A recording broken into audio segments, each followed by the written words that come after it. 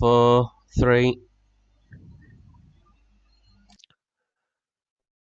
Good evening, everybody, and welcome to another episode of Axiom Flux, Season 5, Episode 8. And the title is Consequences of a Revolution.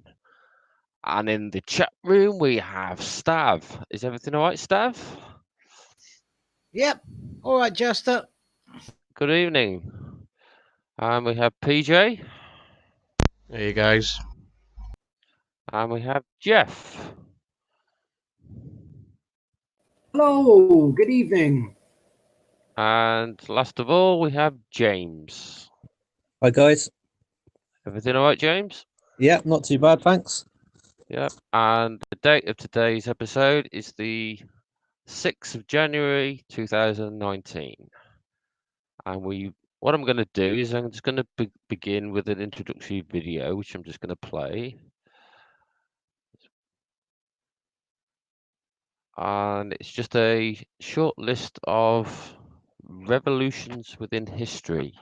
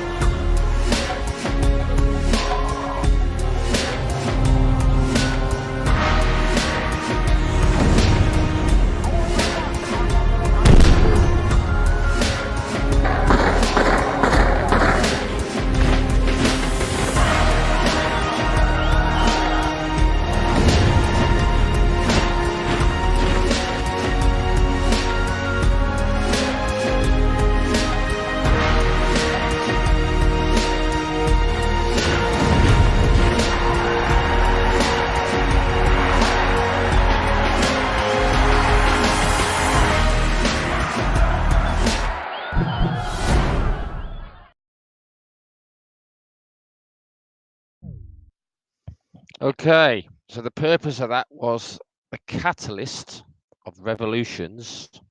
Many may interpret it as good or bad within history. Interesting. We've had a lot of revolutions throughout the years, haven't we? And that's Across just the world. it's just a small selection of them. I think most governments at some point or another end up in revolution. But when I say most governments, I mean most nations. Most nations end up having a revolution at some point or another, I would say. Because, over time, governments just become more and more, gradually more and more corrupt. So I think that's probably par for the course. Don't know what you think, Jags. Well, it's generally an end result of people.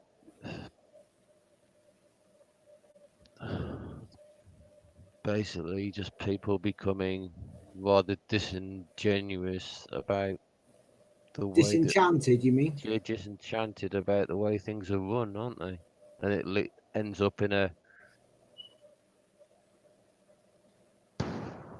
as if they feel as though there's no other political option to it. Yeah, does seem to be the way. Yeah. I think you got to well, there's hundreds of revolutions, isn't there? Sorry, interject a bit, but there's hundreds of revolutions. You go and wiki it if you like. People can go and Google it, whatever they like. There's hundreds, if not thousands, of course. revolutions. Oh, And yeah. you have to separate between the geopolitical government involved set up revolutions in coups, wars, whatever. They're all forms of revolutions.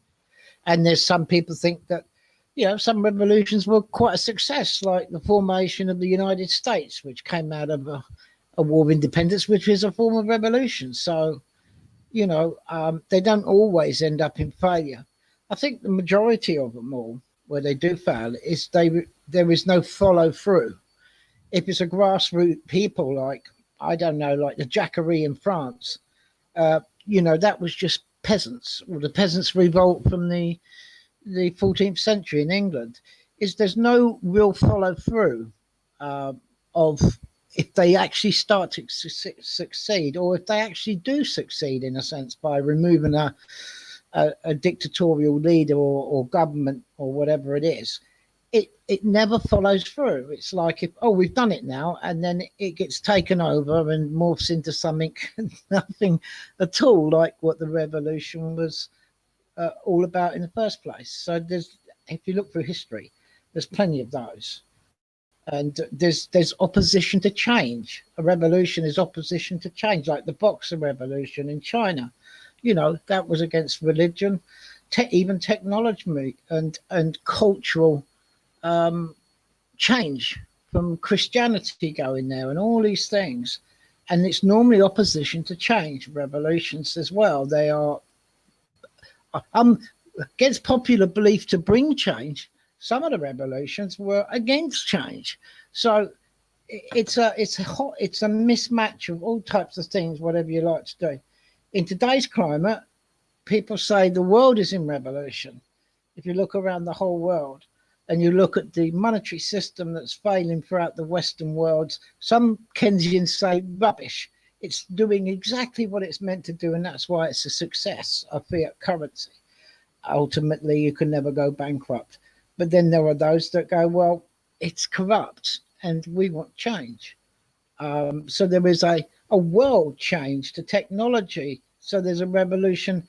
I guess there's a revolution constantly on this world that we're all on, really. It's an evolving thing. A bit like the French people. They're always constantly revolting to the situation, to the revolting situation. So yeah, I'm going to move on to the French situation a bit later. So on, that's my understanding through history, and it seems to be something Jouster and other people don't. They always look on a revolution doesn't happen often, and this one they point to one. Well, I think it's a continued thing that's happening all the time, personally. But there we are.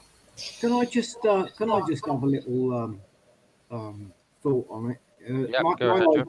My idea is that you end up with all these like revolutions. Some succeed and they manage to oust their governments and that. And I think a lot of them, I mean, Stav was saying they don't follow through. In other words, they don't install their own government. They just oust the existing government or something, which I sort of understand what he means there. But I wonder whether sometimes they actually want another government. They probably just want to get rid of the power structure and just be left the hell alone to live their lives out without, the sort of harassment of another government imposition on them. So, because by the time they've risen up, it means they're utterly fed up with the powers that be and what's been going on. So they're quite happy to not have a government. It's like in Mexico, I think they've got no government, or is considered a failed state at the very least. But they haven't. They do have an official government, Jeff. But yeah, but I think regarded as run by the cartels. But that's off the record, isn't it? But the people are more or less left alone, aren't they? It's what's considered to be a failed state, And so the thing is, when you oust a government, a dictatorial government or whatever, you usually find that hierarchies naturally form. So you find that somebody will come along and fill in the power vacuum. They'll jump in. And quite often, the ones that jump in and fill the power vacuum are just as bad as the ones that you've just got out. So you end up with the same crap all over again. That's just my take on it. But I think, it would be nice to see how a country could survive without a government completely. And, because I think that would probably be preferable to some of these nasty dictators that fill the power vacuum. That's just my thought anyway. Anyway, Jagster, I'll put it back to you because I think you want to play a video, don't you? Yeah, no, it's just that you did bring up an interesting point actually about failed revolutions, but I mean, before the communist revolution, there was actually a revolution before that was pro-democracy but failed. But it didn't seem to go anywhere. That's one of the videos that I came when I was doing a bit of early last century research. Well, now we've got all the yellow vests, haven't we? And they're called the RIC, which is what does it stand for, Stab? The RIC, something to do with referendum, isn't it? Well, referendum, allegedly, it's similar to the Swiss system, which is a citizen-initiated referendum, but they're saying referendum initiated by the citizen, which is, it's a kind of direct democracy, but instead of politicians, from what I gather, the difference with the Gilets jaunes, and there seems to be a difference of opinion between different Gilets jaunes now, which is quite interesting, is, it's a direct democracy and you don't actually have political people, or you don't have parties, or you don't actually have a central government.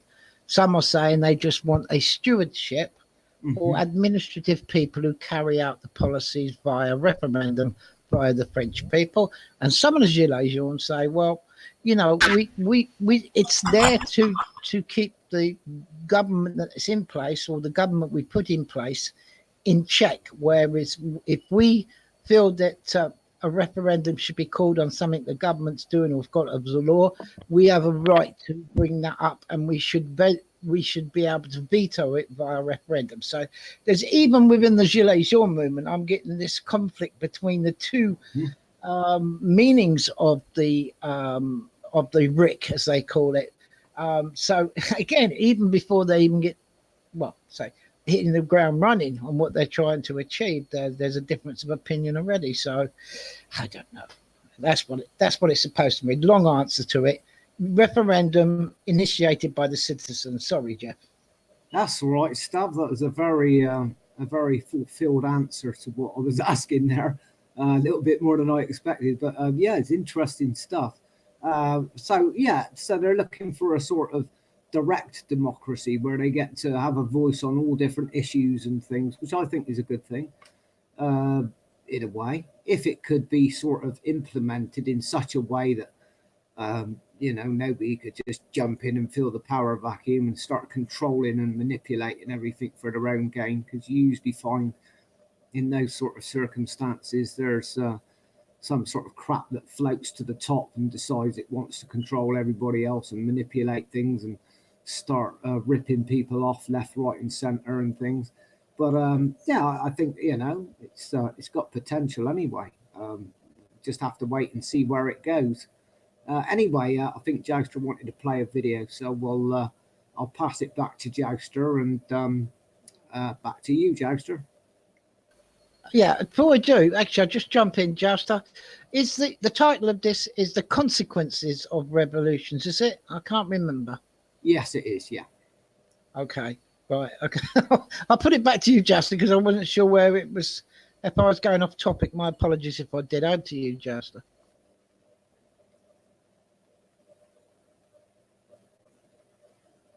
Is he still there? Are you still there, Jagster? He sort of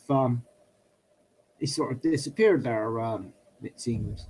He still seems to be in the room. Oh, he's disconnected. I think he's got connection problems, and he's back again. Hello? I'll say. All right, Yeah, Jokester. yeah, I could hear what you said. Yeah, I was just putting it in context with some on-topic material and some middle in the ground, and then I'll finish off with something at the end. So what I was going to play now was in context of the Ukrainian revolution, from a guy that was on the ground who did a political study.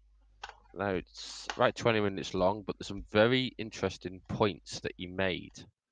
So I'll just let you watch it, and then I want to see you. Hang on, before you play it, Jokester, I Yeah. seen something on a post on YouTube recently. No, not YouTube, on Facebook, sorry. And they were throwing politicians in like wheelie bins. And somebody said this is a Ukrainian revolution, where they got sick to death of their politicians. They took them all and started throwing them all into the garbage cans. And I don't know if that is the Ukrainian one or not, but that's what it said on the thing underneath. Do you know if that's right or?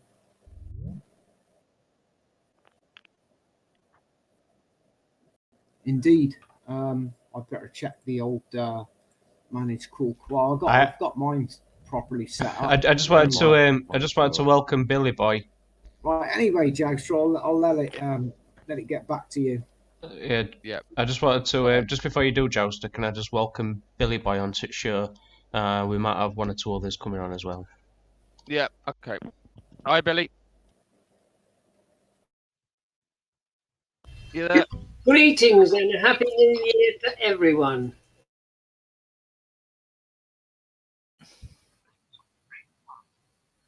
Happy New Year, Billy. Happy New Year, Billy Boy.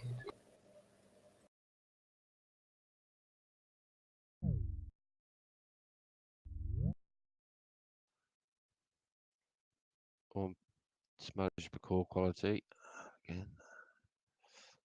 Right. Yeah. Sorry, it's my sound. Okay, so I'll just play this video and it'll give some topic for some questions after.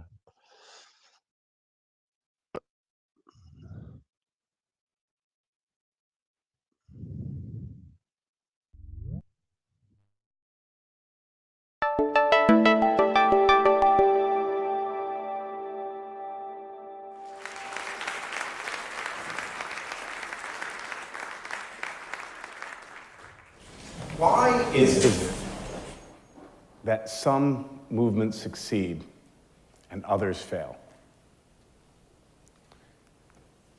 Let's think about Occupy Wall Street, a group of young students and activists who, with their message of the 99% versus the 1%, inspired people across the country and throughout the world.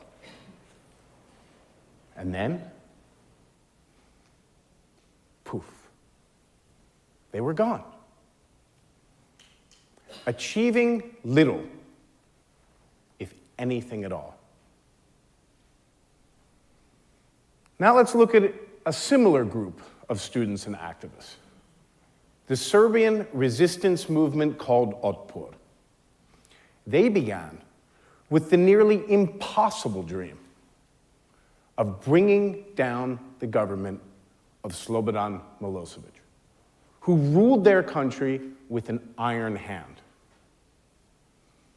But 2 years later, Milosevic was gone, and Otpor still stood. And they didn't stop there. They created an organization called the Center for Applied Nonviolent Action and Strategies, otherwise known as Canvas.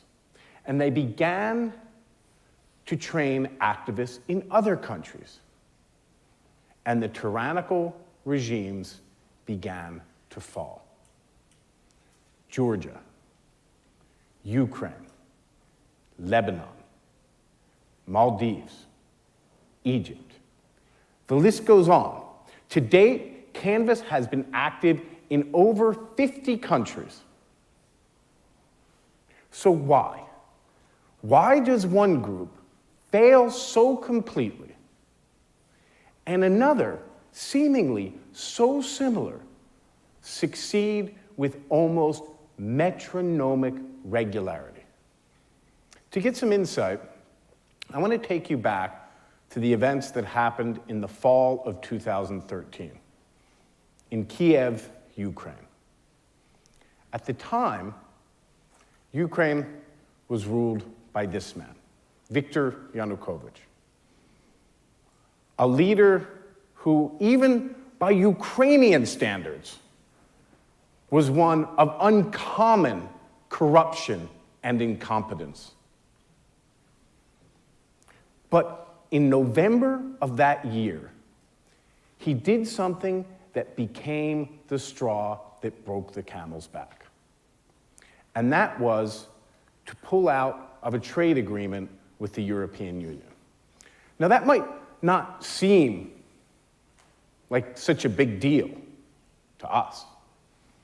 But for Ukrainians, who had become used to corruption and incompetence in their leaders, it represented their last hope of ever becoming a normal country with some semblance of governance. So a guy named Mustafa Nayam, he went to Facebook and he posted this, which I've translated from the Russian. But basically, he called his fellow citizens down to the Maidan, the central square, the Independence Square, in the center of Kiev. And they came. First, just in hundreds, but their numbers quickly grew. And that made the regime nervous. And before long, the police showed up. But they were not met with hurled rocks and insults. Rather, they were met with flowers and piano concertos. And that inspired the people of Ukraine. And even more came out. The demonstrations became truly enormous. Tens of thousands of people flooded the streets. And that made the regime nervous. So they decided to escalate. One night, at about 3 o'clock in the morning, when there was only a few hundred protesters on the Maidan, a special unit of police called the Berkut brutally beat the protesters that were there. But even in the middle of the night, word got out, and people from all over Kiev rushed to the Maidan to defend it, and the movement became even stronger. So the regime, they decided to escalate again. And that's when the shooting started. Before it was done, nearly 100 people were shot dead. And many more were wounded. But by this point, the movement had gone far beyond Ukraine. The eyes of the world were on Kiev. Diplomats from the United States, the European Union, and even Russia came to mediate the crisis. And eventually, they negotiated an agreement with the Yanukovych regime and the opposition politicians. And I remember this point very well, because the night before the agreement was to be signed, I was chatting with a good friend of mine who's a very well-connected Ukrainian journalist. And I asked him, you think the agreement's going to go through? Do you think it'll hold? And he said, you know what? The truth is, it's all being decided tonight. They have a secret meeting down at the parliament. And it looks like Yanukovych's own party has had enough of him. I think they're going to dump him. And the next morning, the Yanukovych regime met with the opposition politicians and the diplomats from US, EU, and Russia, and the agreement was signed. But as Yanukovych left the room, something strange happened. His security detail just seemed to melt into the ether. And the next time we saw Viktor Yanukovych, it was on closed-circuit TV camera. And he was scurrying out of his ridiculously ostentatious mansion, carrying bags of money and other belongings. He got onto a helicopter, and that was the last time anybody saw Viktor Yanukovych in Ukraine. Today, he lives in hiding somewhere in Russia. So it's an incredible story, made even more incredible by the fact it wasn't the first time. In 2004, very similar events happened in Ukraine. That time it was called the Orange Revolution, and the issue was a falsified election. So what the world saw was the major opposition politicians, Viktor Yushchenko and Yulia Tymoshenko. But to people in Ukraine, it was clear that the real power emanated from the tent cities. This is the main tent city on Kreshchatyk Street in central Kiev. And I know all this because I was there. That's me in the tent city on Kreshchatyk. And what I saw there was order. People moved with purpose. It was probably the only orderly place in Kiev at the time. Work details were set up to keep everything clean, to keep people fed and clothed and warm. Outside the tent city, protesters handed out flowers to the police. At night, there were massive demonstrations where you could see people of all ages and all walks of life. The Maidan was a place where people wanted to be. It was a place people would take their kids. Even pensioners who most fondly remembered the old order and the glory of the Soviet Union. They came as well. Many of them brought food and clothes and blankets for the protesters. And that's how you create transformational change, real change, change that sticks, change that won't be reversed during the next election cycle. You bring everybody in, and you make it their movement too. So in the few minutes I have left, I want to talk a little bit about the science behind two of the most important aspects of transformational change and movements. The first is best illustrated by this series of conformity experiments conducted by Solomon Asch back in the 1950s. And basically the idea is this. If I were to ask you which line on the right best matches the line on the left, how many of you would say A? Well, how many would say B? And how many would say C? So it seems that everybody thinks it's C. What if I were to tell you that the correct answer was A? And what if everybody else in this auditorium agreed that the correct answer was A? Would you still be so sure? And that's essentially what they did. They put together groups of 8 people, 7 of whom were Confederates, who all gave the same wrong answer. And by the time they got to the 8th person, who was the real subject of the experiment. The vast majority of the time, they conform to the majority opinion, even if it was obviously wrong. You see, majorities don't just rule, they also influence, even if it's only a local majority. Sometimes especially if it's a local majority. And that's what brings us to the first aspect. Small groups, loosely connected, but united by a shared purpose. Because all groups are connected to other groups, which are connected to more groups still. So you can get this cascading effect, like a wave at a stadium. And as we all know, you don't need to be anybody special to create a wave at a stadium.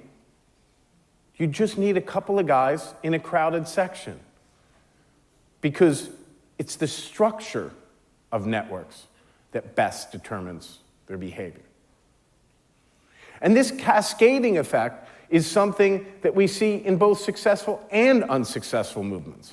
Occupy certainly had it. But that cascading effect is an opportunity and a danger to movements. It's an opportunity because it creates passion and coherence within the movement, but it's a danger because that passionate cohesion makes it very hard to relate to people outside the movement. And that's what brings us to the second aspect.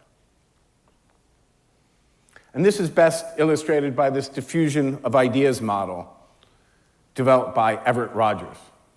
Ideas tend to start in a small group of innovators, spread to a slightly larger group of early adopters, and then on to the early majority, late majority, and finally, even the laggards and the skeptics join in. And that's what we saw in Ukraine, right? In the end, it was Yanukovych's own guys who did him in.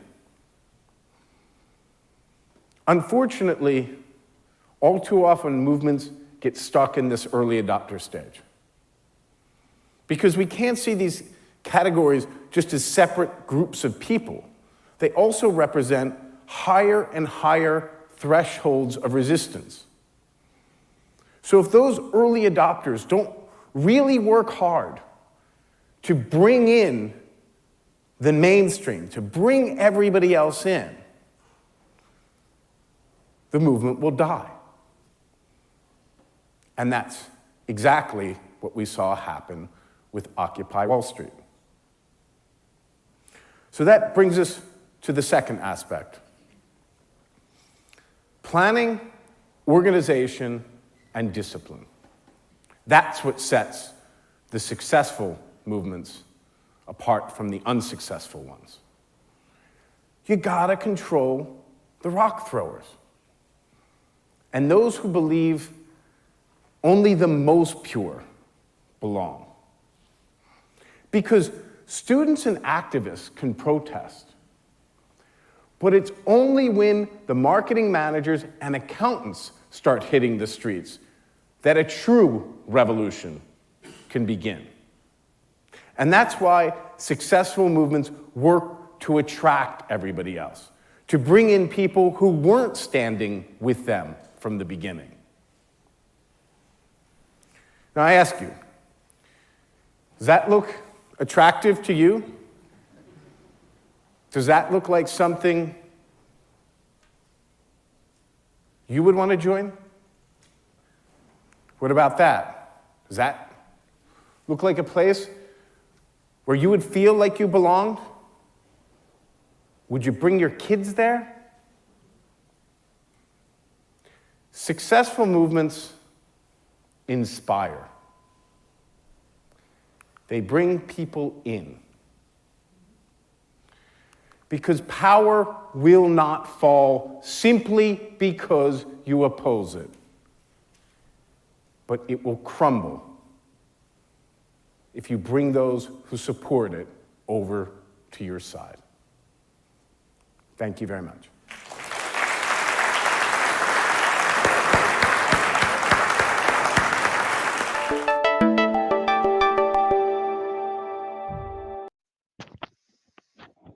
There you go. Do we have someone new in here, Dave? Is it? Hello. Oh yeah. Everything all right, Dave?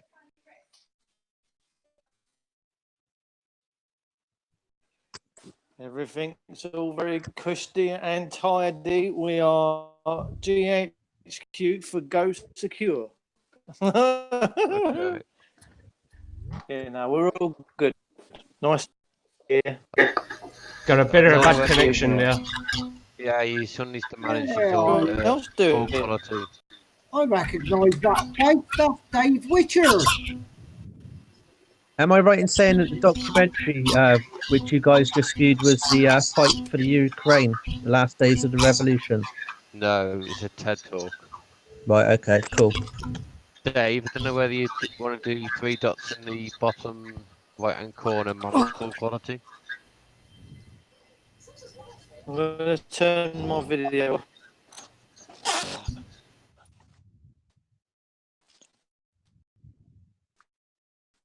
Billy boy, you're feeding back through your microphone, so I've just had to put you on mute.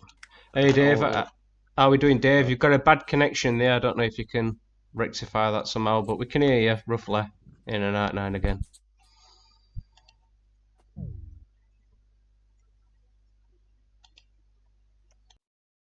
I think that's a little bit better, isn't it, PJ? Okay, so just carry on, or Somebody's just gone. I go out. Somebody's just come back in, I think, haven't they? Yep, in, out. Shake it all about. You do the hokey cokey and you turn around, and that's what it's all about. Stav, are you okay on your sound? Welcome back, Dave. I think we've knocked Stav out now. Welcome. Happy days. Welcome to the show, Dave. It's been a while since we've had you on. Hello, gorgeous. You all right? Yeah, doing good. How did you get on yesterday? Good. Were you out there wearing your yellow vest, were you? No, not yesterday. I had my brother's over from Australia. I haven't seen him for 9 years, so he goes back on Tuesday, and it was my sister-in-law's mother's 85th birthday yesterday. So yeah, no, I didn't go to London yesterday. All right. I saw you on Daily Brexit for first half, so I wondered if that you might have been out there. Yeah. As well. No. I mean, my heart is in this thing, PJ. It runs through my blood veins. I'm very impressed with what I'm seeing in Paris at the moment, to be fair, and France. And people keep saying to me, "Oh, France is falling." I say, "No. France is rising. France ain't falling; it's rising." Awesome. I always knew it would happen. Actually, I've never had any doubt that what we're doing is. I wouldn't waste my time, PJ, in talking to people and trying to touch people if I didn't think it was having an effect. You know what I mean? Yeah. So yeah, that's how we roll. Who else is in the room? Stav's in, isn't he? Stav's in, yeah. Got Jeff, Jouster, James, and William. Oh, okay. Quite a few then.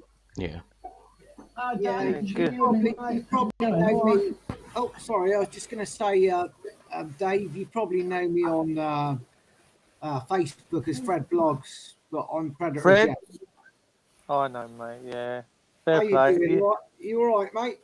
Oh, it's all good. Yeah, I don't let none of this get me down. I just keep smiling. Well, up the revolution. Viva! Viva la revolution. Yes, indeed.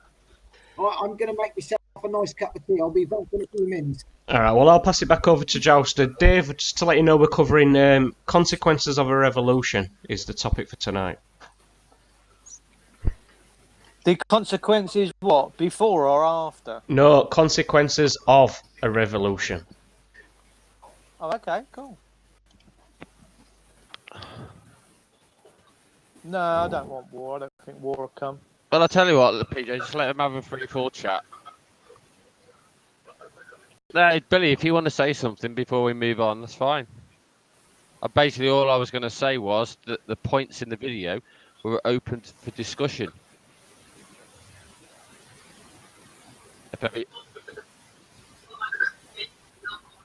Other one, whichever comes first.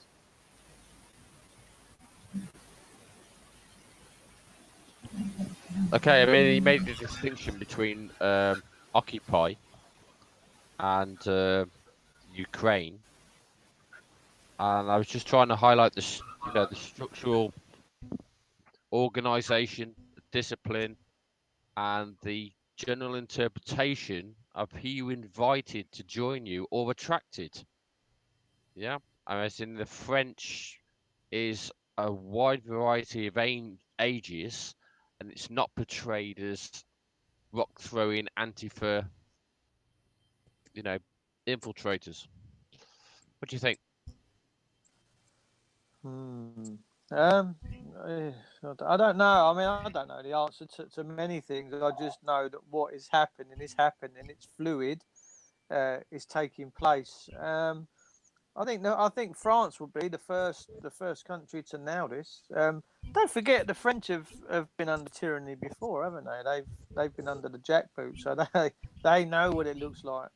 We don't, but we're learning fast. Yeah, I agree on that. I just wanted to mention that video with what looked like security or police seems to be looting a shop. I don't know if anybody else has seen it. Yeah, I think I'm not sure if that's recent or if that's an old video. To be fair,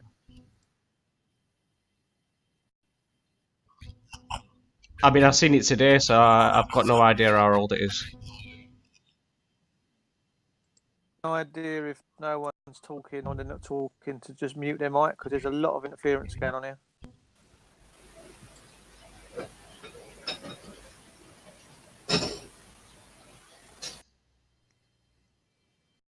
where I'm not sure what police they were actually.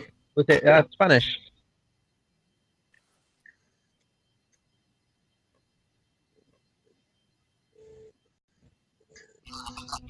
It is a bit vague. It didn't really say much, did it? It just showed you what looked like police officers just raiding the shop and looting all its goods. Yeah, it looked like either Spanish or Italian police. It was policia, wasn't it, or something on the back. So I'm sure it was Spanish.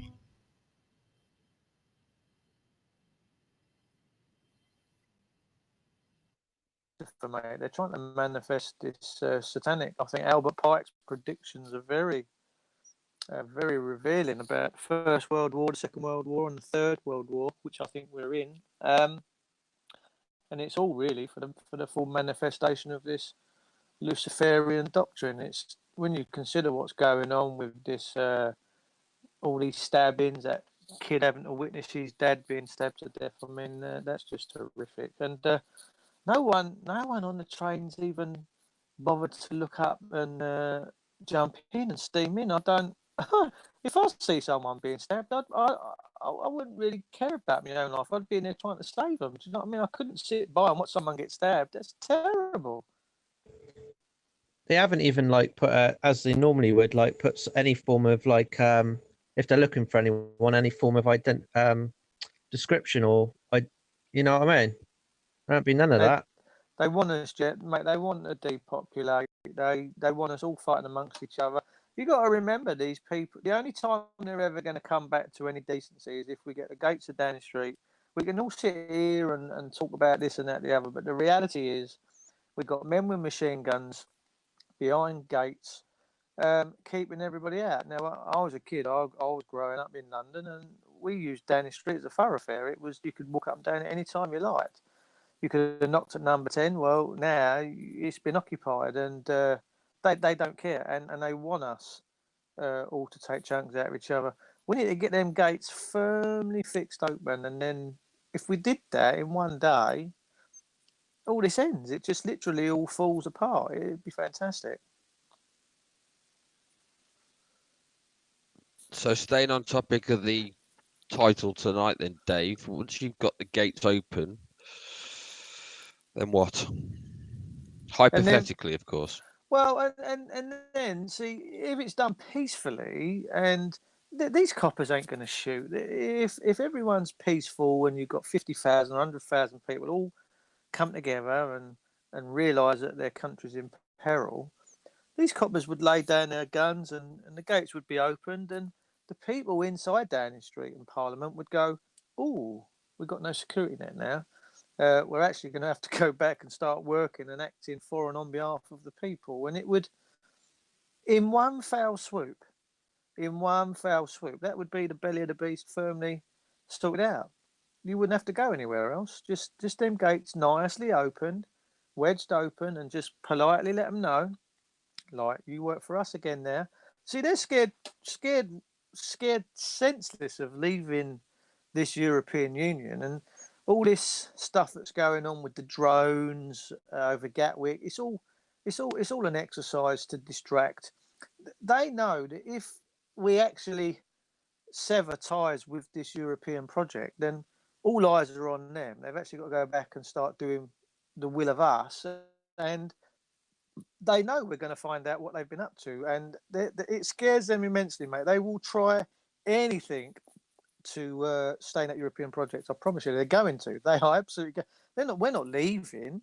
We're not. They might leave in name only, but that'll be it. There's nothing else going to happen.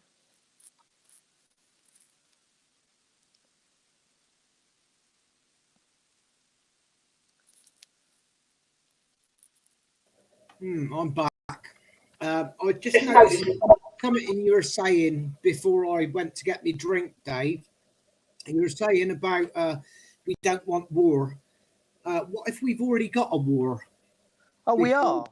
Yeah, I mean, in a way, I was just going to say, in a way, what we've got is a situation where the powers that be want to depopulate and get the world's population down by slow kill methods.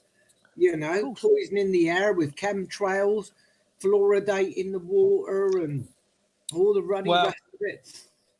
You could say that we're already at war and we're on the losing side at the moment because they're just getting away with doing whatever the hell they want against the people. The chemtrails might be happening, but you're not seeing all these politicians walking the streets in spacesuits. And I'm pretty sure if they were that clever, they wouldn't be breathing in the same stuff as you would be. Secondly, if we're talking about chlorination of water, you're talking to a man that's been in the plumbing and heating industry for 35 years plus. Yeah. And trust me, if you didn't have some form of chemical in the water, you would be all dying of various diseases because the chlorine or the sodium, what they put in there, is not nice for us. I agree. And when it gets to a house, we can treat it and do whatever we like to it. But if you didn't have that in there, with the heat of the summer, people would be going down with typhus and all sorts of nasties.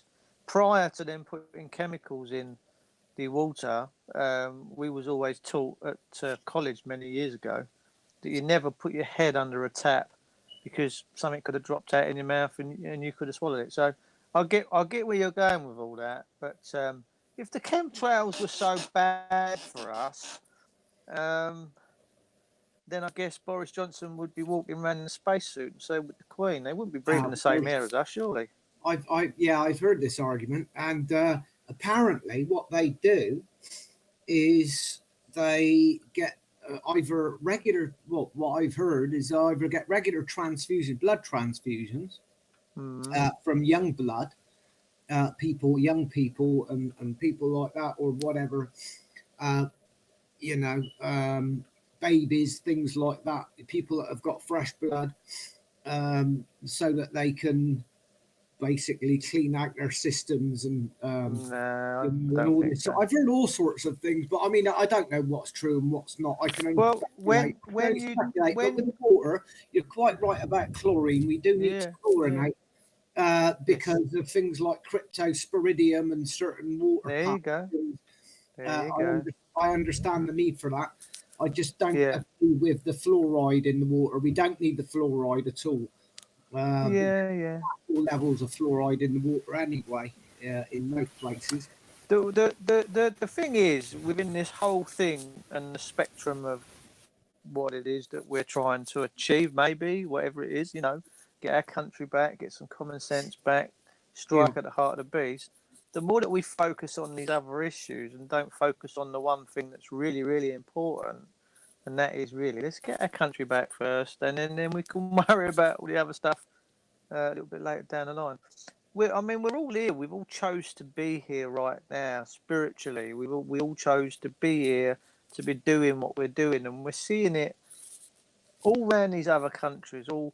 I've seen stuff today. The French have been barging with little trucks. They've been taking the gates down to their prisons and stuff. They've really ramped it up. So it will happen here. I guarantee you, 99%, it will happen here. It's just starting now to gain momentum, and it is going to happen. It is absolutely going to happen. So if we focus, I keep saying to people, focus on us as a group coming together in unity, stop being divided, and you know what? That's what I think this Yellow Vest business is all about. You don't have to say anything. You just have to come together and go as a common theme, and that's what's so beautiful. It's so simple. It's gorgeous. I like the idea of the RIC, the referendum initiated by the citizens, because I think that's the only way you'll get a consensus in a sort of way that doesn't end up with people fighting each other, over what policies they want to put in and what policies they don't want in, and so on and so forth. So I think there has to be some sort of democratic decision-making thing in place, definitely. Do you not think that democracy's got us in this problem in the first place? Some people say that, yes. I wouldn't say you're wrong. I don't know. I don't know exactly what the problem is in society. A lot of people say that democracy is the problem. Some people say that we should have a republic like America, where it's just the rule of law that should count and nothing else. But that's it. Yeah. Well, that's what we used to live by, didn't we? We have the rule of law. We have common law. Don't forget, these are not my laws. These are their laws. All the laws that they write are to keep the chains on them, not to limit us. People would say we don't need any laws, and all we need is one golden rule, which is do unto others as you would have them do unto you. There you go. Amen to that. Amen to that. Amen to that. Yeah, I mean, some people say natural law, some people say common law, some people say the golden rule. There's all different versions, but of what we should and shouldn't have. So, people are going to have different viewpoints, and nobody's going to come to an easy consensus. I've got a viewpoint, Jeff, on something you've just mentioned. Yeah, go for it, PJ. Where he talks about golden rule, do unto others as you've done to yourself. Well, how does that work in a democracy? I'd love to know. That's a very good point. It's a good question, because a democracy is effectively mob rule, isn't it? So really, you're doing to other people what they wouldn't, necessarily want done. Well, I don't know. I don't know how quite that works, to be honest. But it's eye for an eye. Yeah. I mean, it's a tough one. We're dealing with what we're dealing with, and I think we need to be quick. I think the quickening is coming. I think that the people. This guy messaged me earlier from the Midlands, guy called Carl, and he said, "Dave, I love what you're doing, 100% behind you, blah blah blah." So I interacted with him. I said, "Mate, that's really kind of you." I said, "I'm just a humble man wanting my country back to some common sense." He said, "Dave," he said, "all my friends up here," he said, "they all watch your stuff." He said, "They're all behind you." He said, "When you come up here, meet your in-laws," because my in-laws live out in the West Midlands. He said, "Let us know. We'll go out and have a right old beer up." So I'm like, fantastic. Well, that's a great thing. When I'm like, wow. And he said, there's got to be 30% of the country that is properly awake now. And I'm like, that's enough. That's more than enough. Indeed, that's more than enough. I think we've more than passed the point of what they used to call the critical mass, isn't it, Dave? That's right. Yeah, absolutely, mate. Absolutely. I thought the critical mass was 51%. I was told it was only 4%.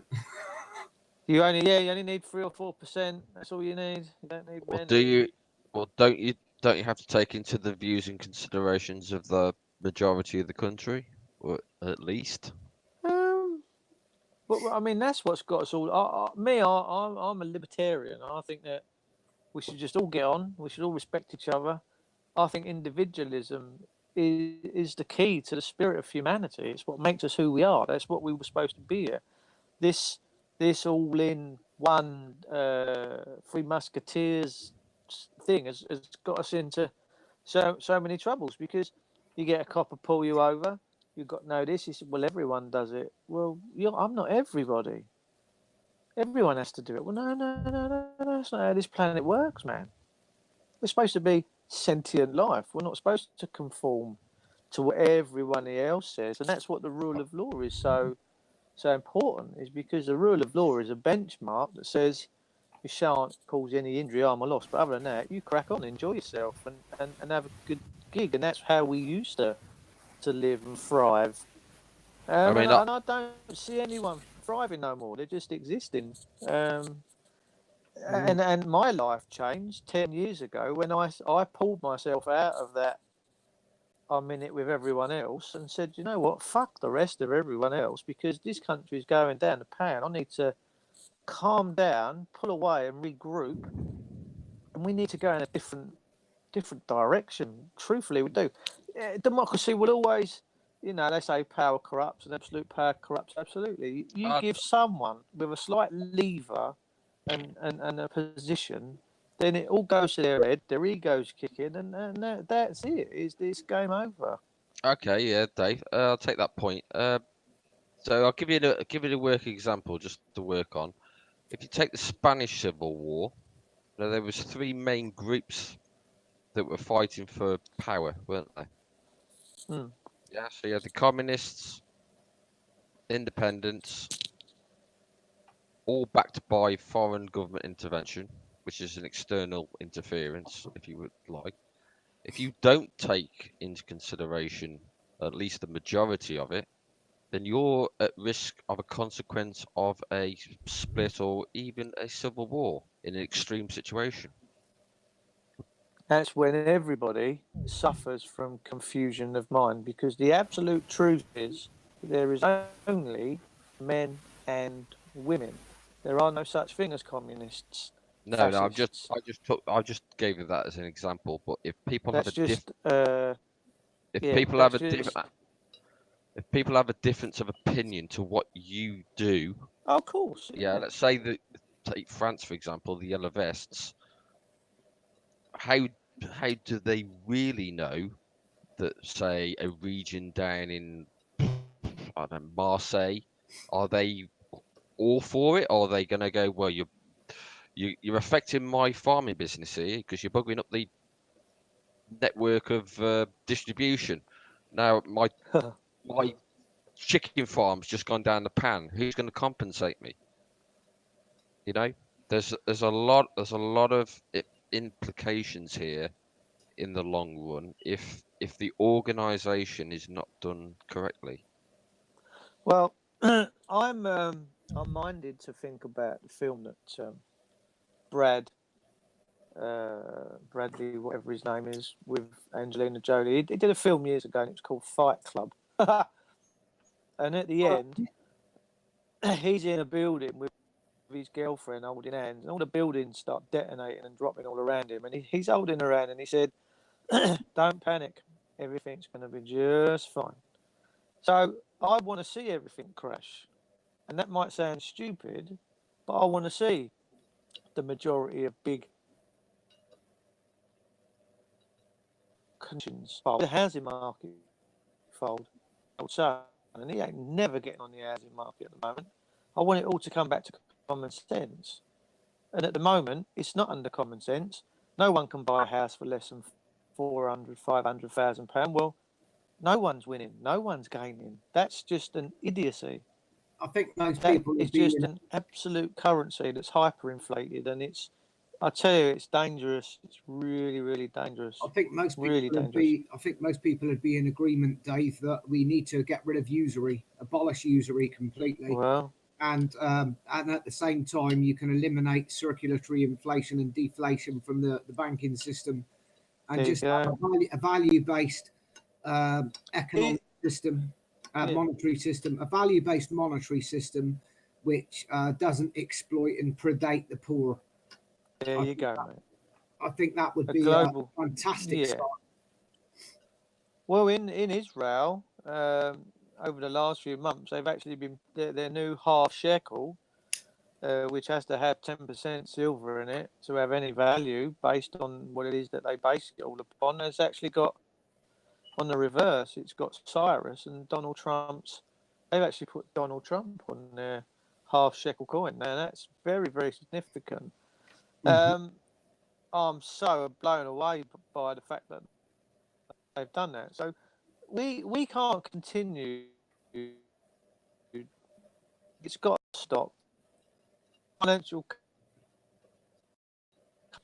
Had a mortgage for 10 years. Yeah, Dave, I you're breaking up a bit. You might have to click the refresh button, Dave, and come back in, buddy, because it's your audio's just breaking. Oh, he's gone. Good.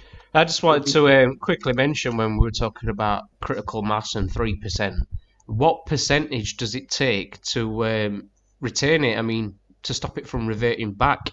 I mean, it's all good getting your 3%, but as we've seen in America and that, it didn't last that long, did it? It's soon resorted back to as it were.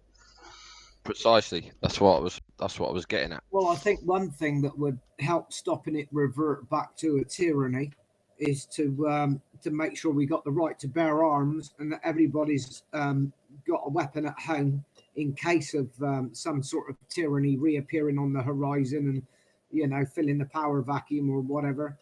Or No, I don't know. Once you go on, Peter.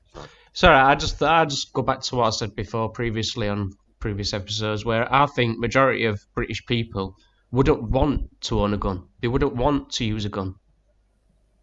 Yeah, but sometimes it's necessary. Let's put it like this. My idea is that we have a minarchistic government, i.e., just basically a banking system. I think that's all you need. You've got to have a monetary system. You've got to have a money supply, a medium of exchange. Now, if you did do that, you would need people to have guns for the purpose of dealing with any corrupt local gangs that go around causing problems, or if you've got an invasion, then you would all be like the Home Guard, where you'd all be required to sort of go out and protect your country and things like that. But also, of course, it would be there for the purpose that if you did have a totalitarian tyranny forming again, that you could peacefully depose them, because nobody, the police aren't going to suddenly turn around and start firing on the people if all the people are armed, are they? So they would find other solutions. It would actually, in a way, be more peaceful if people did have guns, I feel, because we've been totally emasculated by having our guns removed, to the point where now the police have got the position of having semi-automatic weapons and all the rest of it, and tear gas and things like that. And, it makes it very difficult to remove dodgy powers that have taken over the country. So I think it's necessary. I think it's necessary and prudent to have the right to bear arms, just in case of emergencies and things like that. But, if you've got a minarchistic state with just a medium of exchange being implemented, then I think that would be preferable myself. But some people would think we need other things. But I think the free market would develop to fill any niche gaps, that we need for our services and things. Just my idea. Oh no, we were just talking about having a peaceful revolution, if that is at all possible, and then now we've moved on to arming every citizen in the British Isles. But I don't get. Well, arms don't. By the time it gets to a point, Jeff, where we're all in need of guns, I think it's gone too far. I don't think a revolution is. Well, the whole point of guns is so that you can maintain peace, rather than having a lopsided totalitarian system. That's the whole point. Guns do not necessarily equate to violence and problems. What it can equate to is peace. Yeah, I get that, Jeff, but we're not America. What I'm trying to say to you is British people, I mean, 90% of them would struggle to even bloody load a gun. And that's after you've got one. Well, that's all part of maybe how we need to re-educate society. I mean, in Switzerland, look at Switzerland. It's a very good country. They Yeah, well, Switzerland says it is for a reason. Well, yeah, I mean, they're pretty neutral when it comes to a lot of things, but they've got a pretty organized society. Everybody has the right to bear arms. They've all got guns, and they're pretty a stable sort of one of the more stable societies throughout Europe, I would say, and they're doing very well. They do have a form of direct democracy. And they've actually managed to make it work quite well, which is unusual, but they've actually managed to succeed quite well, I think, in a lot of respects. So I said that Switzerland didn't have to go through 2 world wars, did they? Yeah, true. Yeah, they were sort of neutral in both cases. So yeah, most people that have they have guns in America, I mean, most of them are just simply for home protection. And a lot of them are just like the only time they ever really get to fire them is when they go to arrange for a refreshment in shooting and that. And then obviously you've got your people that are shooting all the time, which, for hunting and stuff like that. Yeah. But I think the whole point of them having the right to bear arms within their constitution is just there to scare the government off from overreaching. Well, that's one of the reasons. Yes, of course. Like I said, if you had an invasion, a foreign force invading, you're less likely to be invaded as a nation if everybody's armed. In that way. Deterrent, isn't it? Sorry. It's just there. It's just there to be there as a deterrent, really, isn't it? It's not like necessarily like just because you got a gun, you're going to go out and use it. Well, you could say the same with nuclear warheads and missiles and stuff. That's a deterrent. But what's point in having it if you're never going to use it? Well, you just use it as a deterrent. You don't actually go out and blow up people. You just if you've got one, the idea is that they don't come round causing you problems, because if you did use it, they'd get decimated too. So, that's the point of deterrent. Whether in the long term is the right thing to have, I don't know. But I think it's prudent to have some sort of defence, especially if you've got a minarchistic government and you've just got like a monetary system or something, a medium of exchange. There's lots of different ways you could organise the country and run it. But I think what we definitely need to do after the revolution is to think about how to restore maybe the free market in the capitalist system in a free market way, rather than all this cronyism we've got. Because I think all this cronyism is what's causing a lot of the problems, personally. So I think, and we need to stop these big organizations getting too big. So I think banning mergers would be a good thing. Things like that. Stop all this acquisition of power and trampling on the little competitors and the little businesses and things. And shutting down all the shell companies. And even sorry, James? And shutting down all the shell companies. Yeah, shell companies are just used to sort of funnel money to offshore tax havens and things like that. So yeah, that would be a good idea to get rid of those things to stop people, trying to gain an advantage that way. I think we need to get back to a free market trading system, a true free market trading system. I think that makes good sense to me. How we achieve that exactly, I don't know, but I've got some ideas, but certainly something that needs to be thought about. All these things need to be in place, really, before the revolution. People need to have some sort of charter written up or something. But that's the problem, though, Jeff, is all these things clash. So it's difficult to get momentum with it because... And the consensus and all that. Because some things work hand in hand. You've got to do one thing to be able to open door for another. So it's not always straightforward, is it? Yeah. I mean, you were on about a free market bringing that about, which is fair enough. That ideally should be done before a revolution. But the trouble is, you spoke about cronyism. Now, how are you going to make that happen if you're not prepared to get rid of the cronyism side of it first?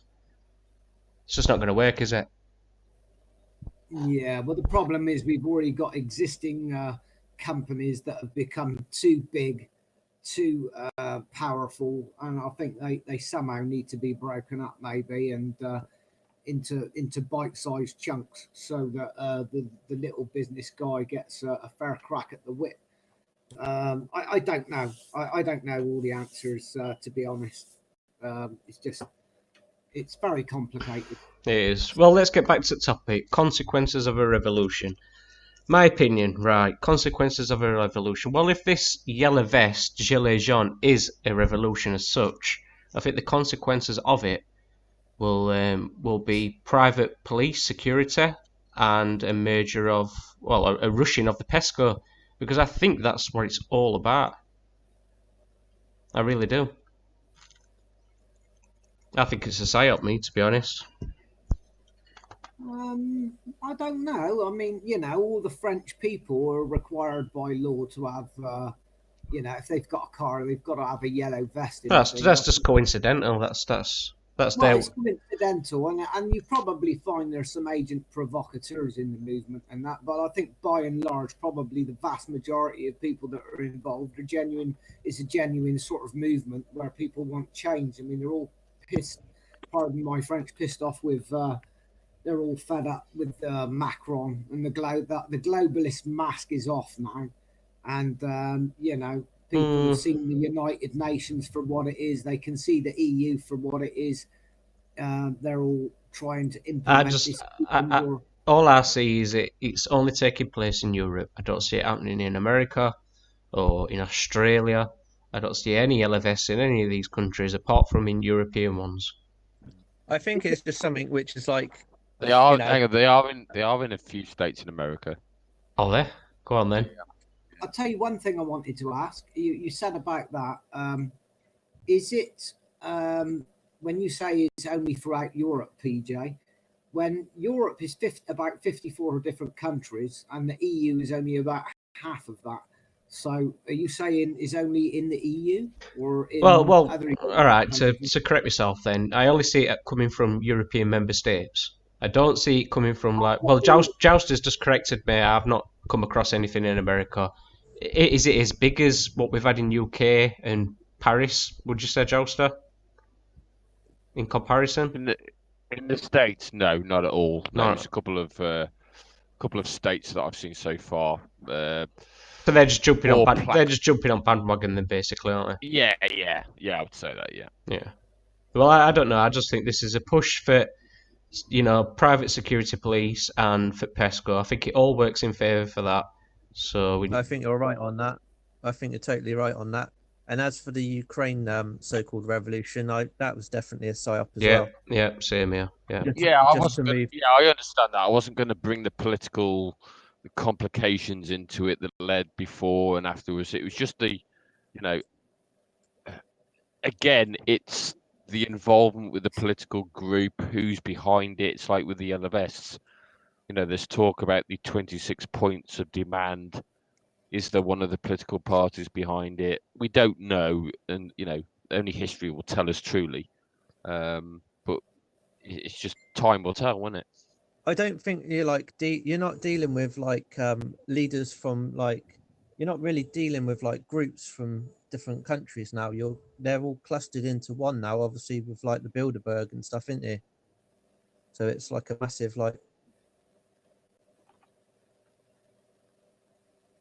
It's like a what day, sorry? James, sorry. Well, it's not being done on an individual thing with individual governments. You've got your individual governments running the countries, but obviously now in secret they're meeting and acting with their own sort of syndicate, so to speak. Yeah.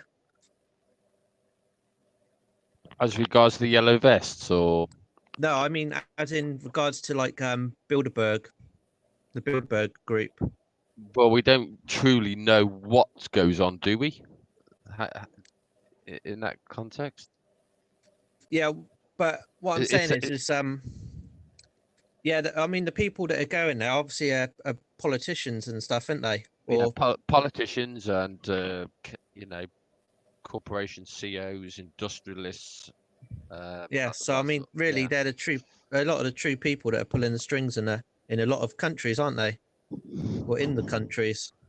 I mean, we can only go on what's been said. I mean, Ken Clark did a speech in the Houses of Parliament a number of years ago, a 20-minute talk, but he basically just repeated what you could openly read online, what was said, but he's not, unless you've got a camera inside the room filming it.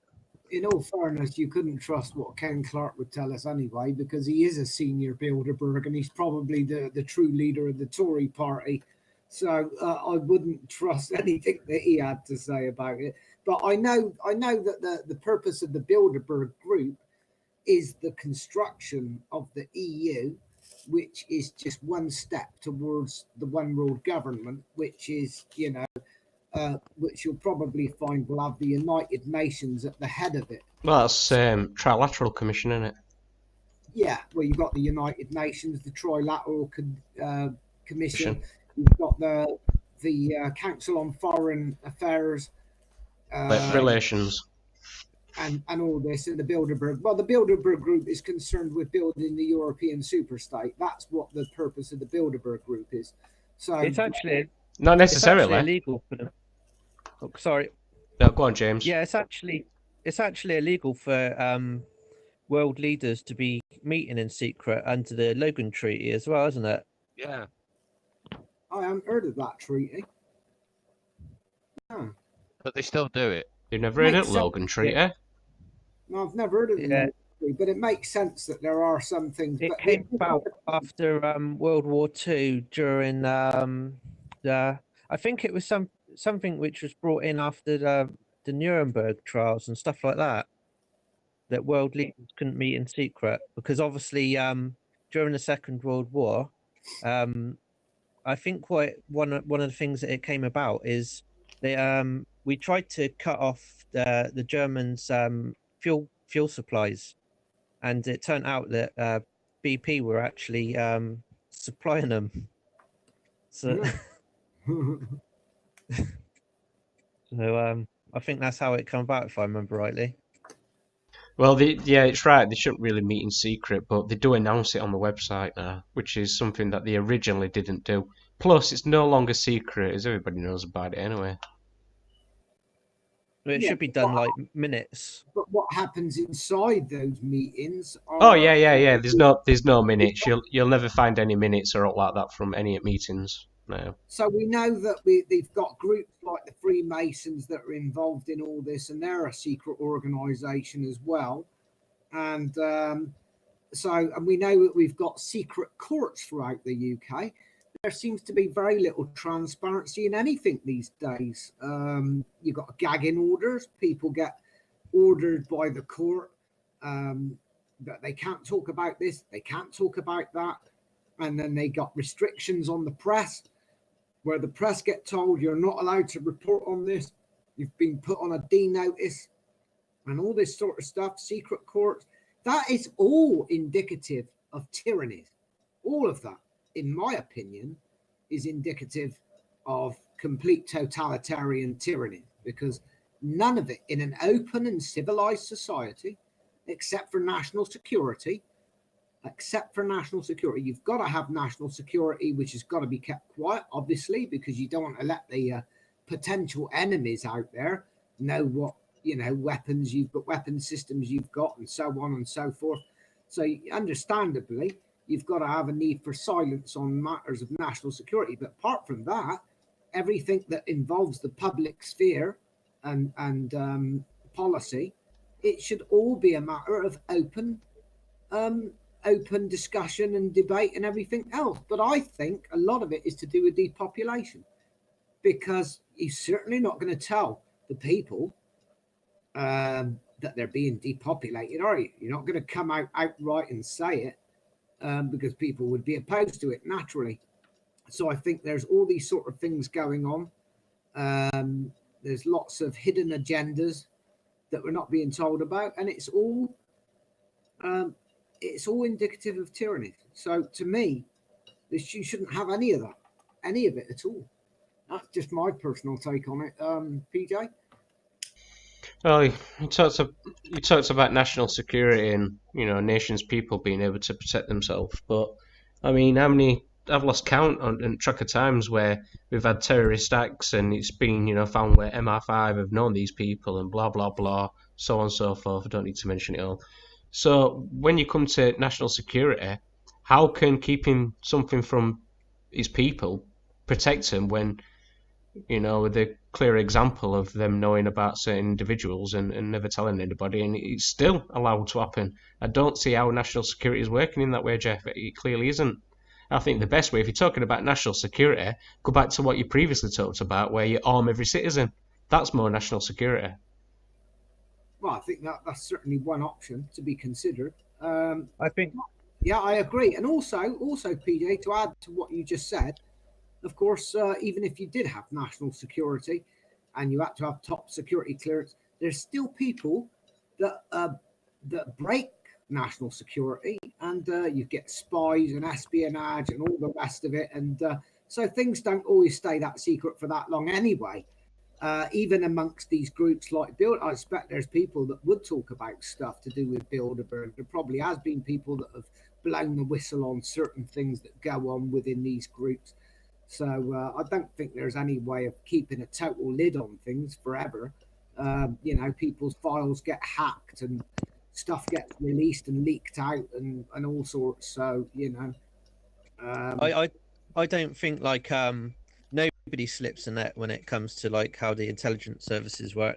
They know everything about everyone, and I think the reason a lot of, like you correctly said, a lot of people that they have been in contact with the intelligence services at one point, and that is the case with all the so-called people who've committed terrorist acts in this country.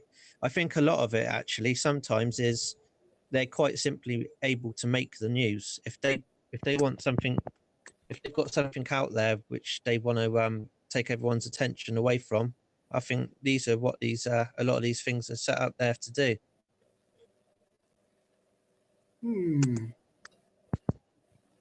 I think we've got all sorts of situations that have to be considered. Like, for example, when you're talking about acts of terrorism and things like that as well, I think one of the most silly ideas ever is multiculturalism, because you've got opposing cultures living alongside each other, tearing each other's throats out and doing all these heinous acts against each other and things like that.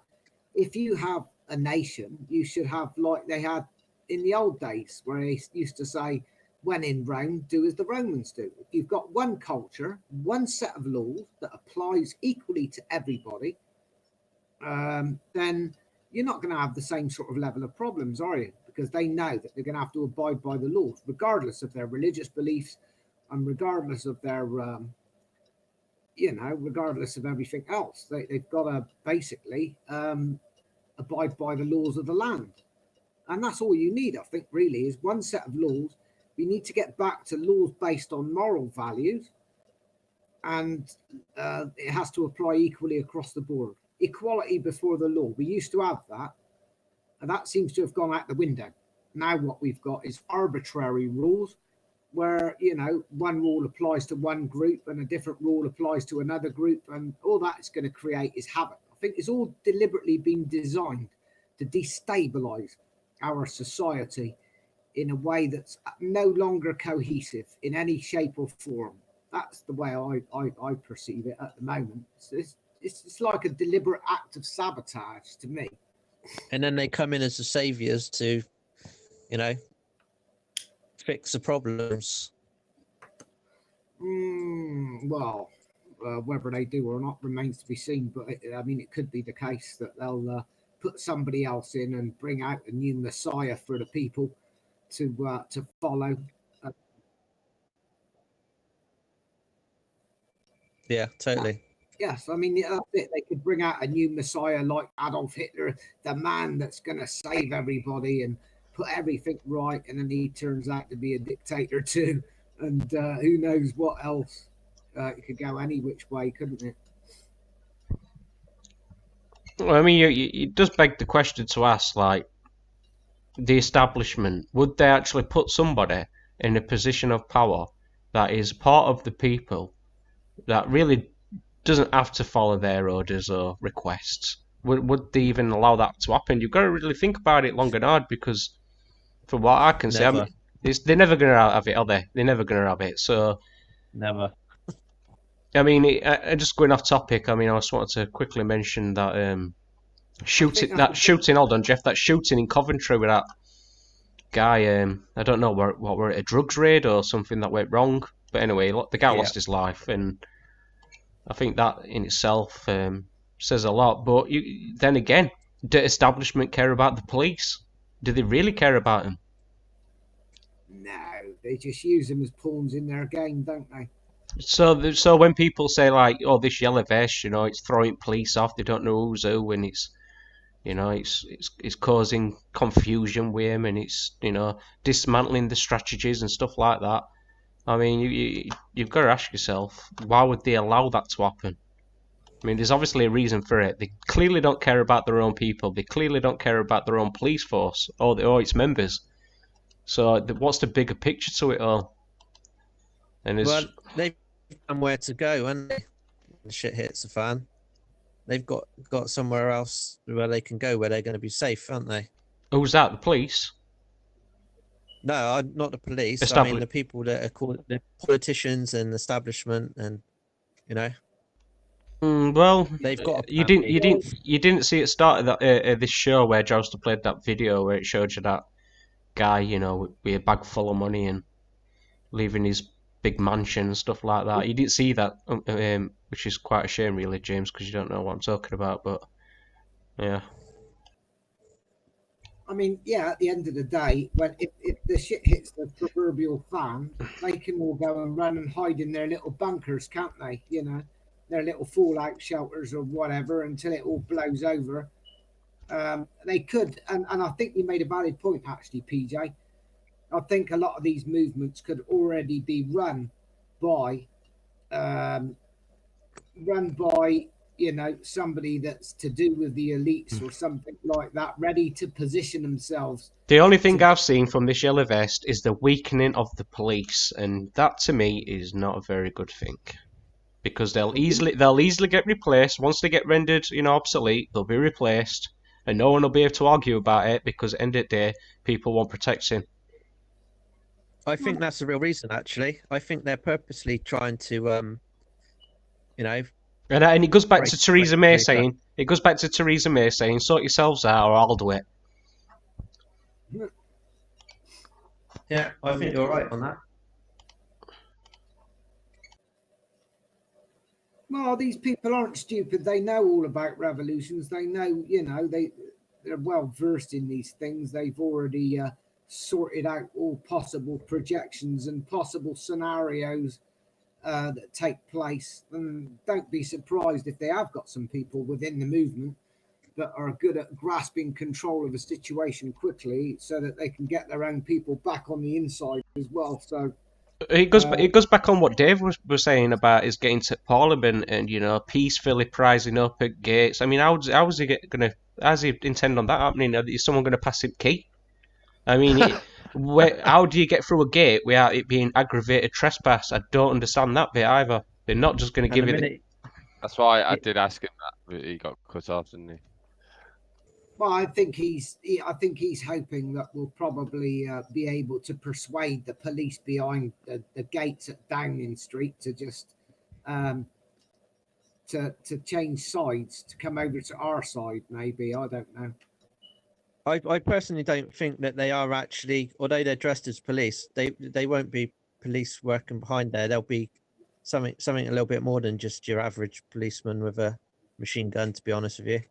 Yeah, probably some sort of militaristic, heavily trained people. Yeah, totally. deal with those sort of circumstances. SAS or something like that. I would have thought. Yeah. Or not. No, not SAS. What's the other ones? Not What? special. SAS. But, people within, like the sort of equivalent.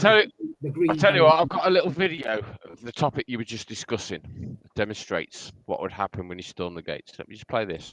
Go on then. Okie dokie.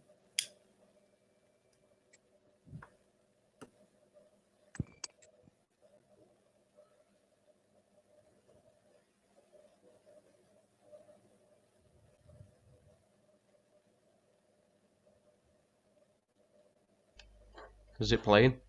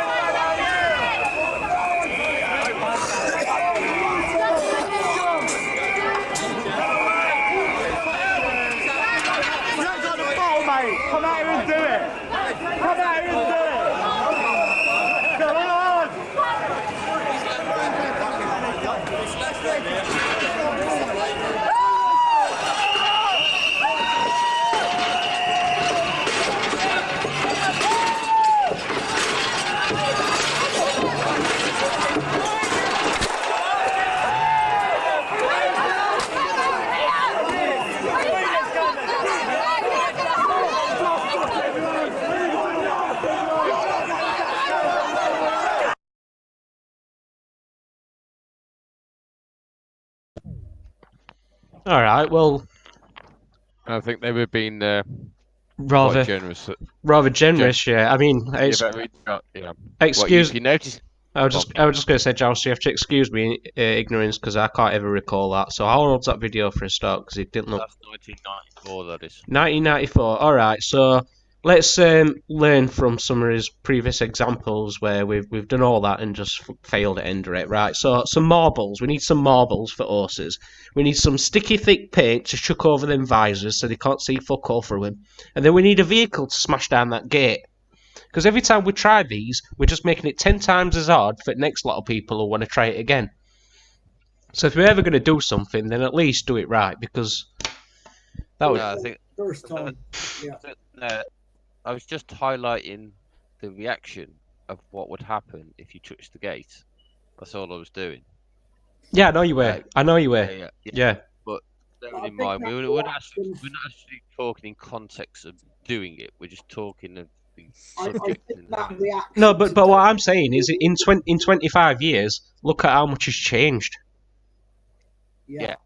But there's I mean, in context of what you're saying, there would be an evaluation of that incident, and that wouldn't happen nowadays because that gate's been changed. You're not driving a vehicle through that gate because there's security barriers, and there's multiple layers of security now. Yeah, but that's because of the previous attempts where people have failed. I mean, what they're expecting to get halfway and then just hoping that these people just give up, and that's never going to happen. So you can't go halfway because it doesn't do anything, and it makes it twice as hard. But next time you need to do it. All you need, right, really, to get past that gate is a big hinged ramp. Yeah, and you throw it over the top, and people can run up one side and straight down the other, and they're in. What my question is, what is the point of getting through the gate?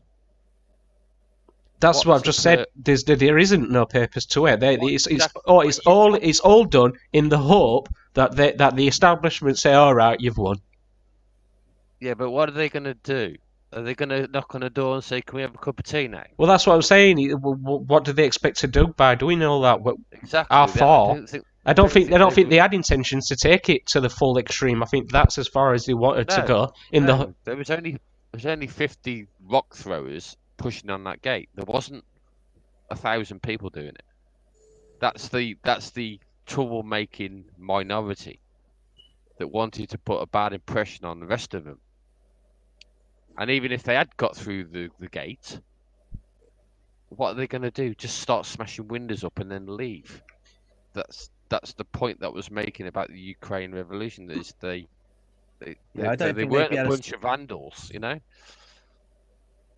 I don't think they'd be able to smash any windows like in that. No, we haven't seen any of the restructuring that they've really done there, because a lot of that's off limits from you only see little clip hits on the news and stuff, don't you? What you don't see is police officers with white shirts.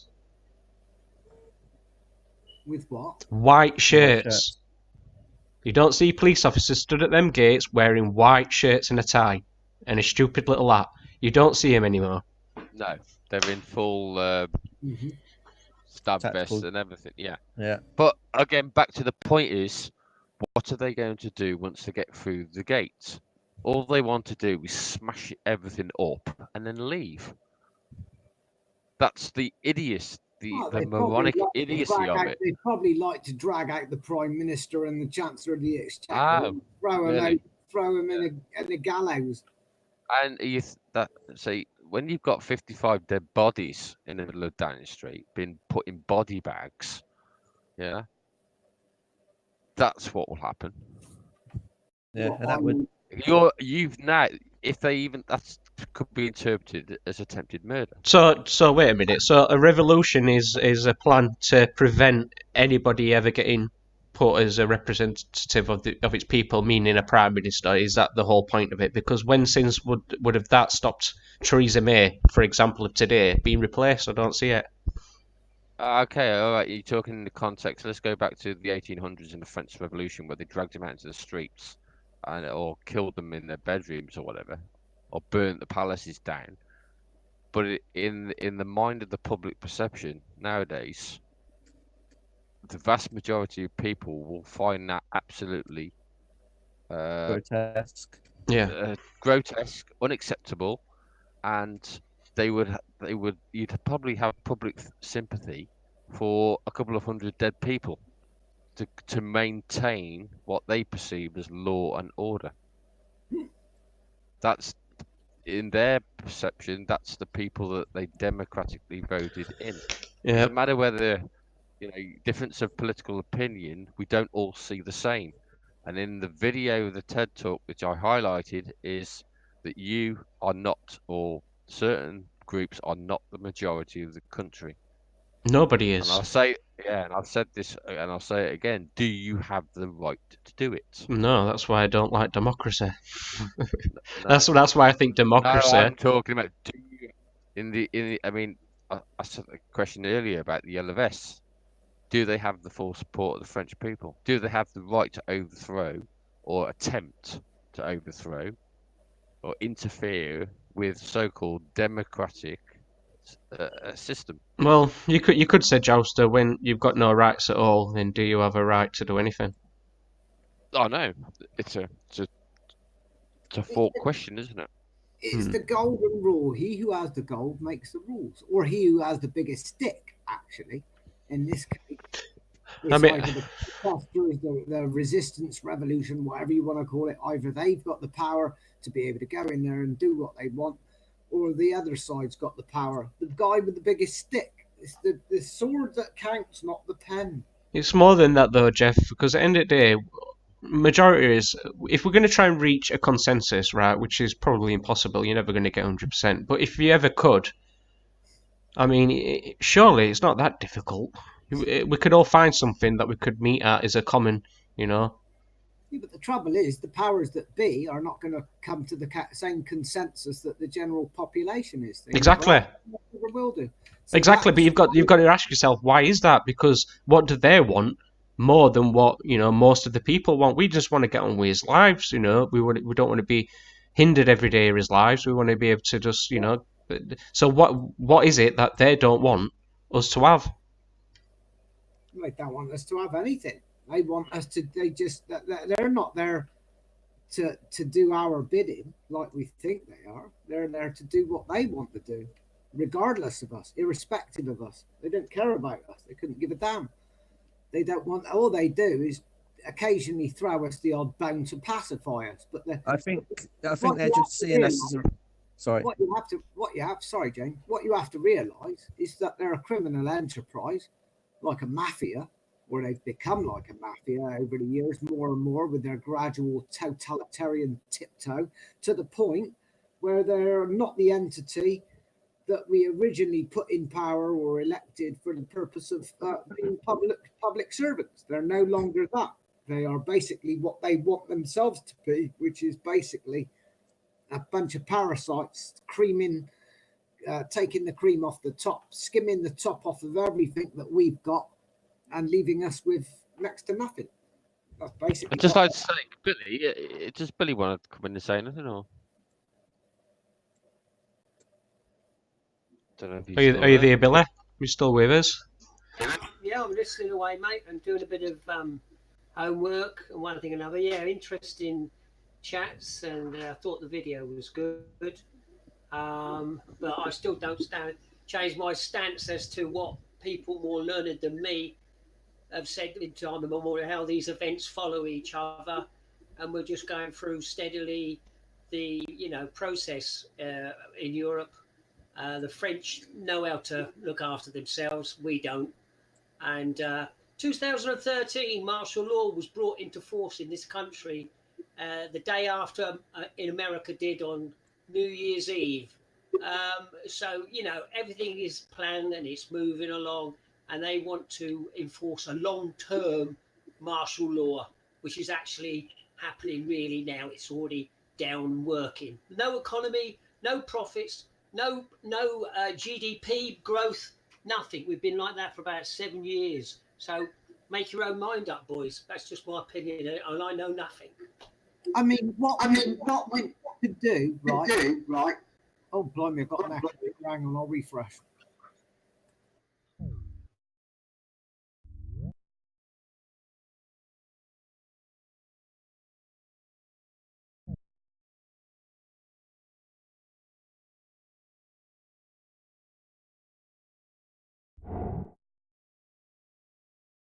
in our own medium of exchange. If we had our own medium of exchange, and I don't mean just cryptocurrency or something like that, because not everybody's online, you still have to have a hard currency.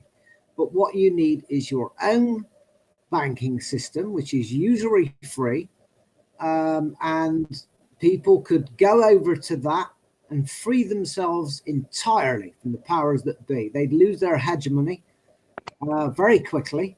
Once people realize that there is an alternative, you could set up your own administrative money creation thing, like your own mint, if you like. But they're not going to allow you to do that. As soon as you come up with that concept, you're getting straight nicked. Well, I mean, you should be as entitled as anybody else to have. We should be, but we're not. So let's just deal with what we've got. You have to have your own people in place protecting it. So you create your own mint, so that you can mint your own coins, and people could then decide, if they're fed up with the pound, that they could buy with their money. They could buy your coins, which are usury free and all the rest of it, and then retire the pounds out of circulation, and they would instantly lose power. Well, I think as a way forward, I mean, it's just an idea. We should have something like a meritocracy, but on a blockchain. Yeah. Now, if you know how a blockchain works, I don't need to go into detail. If you know how a meritocracy works, I don't need to go into detail. But when you combine the two, you've got a transparent system that establishment have got no control in, that's done on an individual level by each person. Yeah, and it'll be like a democracy, but it'll be a better democracy because it'll be one what can't be hijacked. And once you've got that installed, and then you've got these people who've got these merits coming to these positions of power, then you can start rolling out a coin. No, I see what you're saying. Like you say, can I throw a spanner in the works on that one? Yeah, go on, Chelsea. Yeah. Go for it, Chelsea. Staying on topic of the consequences, what about external interference, as in trade sanctions and whatnot? And I'll give you an example: Cuba.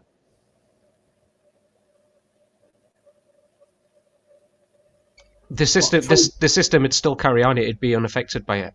What my system would do in the long term, in the long run, it'd eventually phase this current system out. Hang on a second. I've got a point there, because if you've got trade sanctions from other countries being imposed, we're largely an import nation. But we can get trade sanctions now with the system we've got. I mean, if we do leave EU, do you think we're going to get sanctions?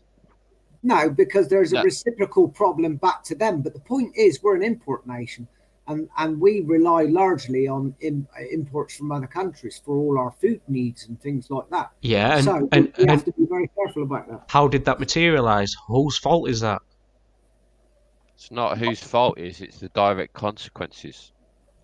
If you impose your own currency system outside the present world, you're not listening, are you? That's the second step. You've got to change the politics. You've got to get rid of these politicians. Whether you like, I realise that. Whether you like, we'd moved on. No, I'm taking it one step at a time, because you're never going to get anywhere by chucking all stuff in one go. You're not going to do it. So I think people will want a meritocracy. They'll want people in positions of power that have got merits, that know what they're doing. They've got experience for a start. That'd be a nice thing, to have experience in something. We don't want George Osborne, who doesn't know anything about mathematics. We don't want people like that. Not like Diane Abbott. And Diane Abbott, yeah. Yeah, we don't want people with fake CVs, in other words. And most of them are like that. Well, we should bring that law over here, where that individual got 10 years for making a bullshit CV. Lied about some school history or something, and they ended up getting 10 years in prison for it. I know Jeremy Corbyn and Diane Abbott are both innumerate, and so they need to take lessons in numeracy at the very least. Wait, let me get back to that. Meritocracy on a blockchain. Let's start with that. Who's got any flaws to that? Buddy, can anybody see any flaws? Just describe what you mean, PJ. Bitcoin. Just describe what you mean. No, you can't confuse blockchain with a Bitcoin. Just because I mentioned blockchain, you can't mention Bitcoin because it's a separate thing. Well, okay, they're two separate entities, but I mean, I bought Bitcoin through fiat currency long before the wind got up. And what happened to you? And what happened to you?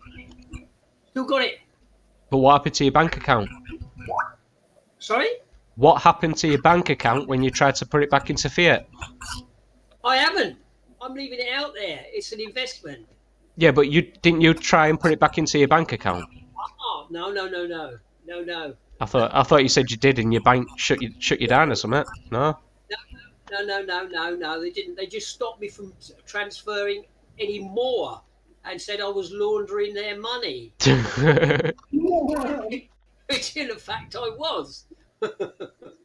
I mean, recently there's been cases with Coinbase in America where people wanted to cash out and they said you'll have to wait 7 days or 30 days, up to 30 days, so people have been told in America. I was.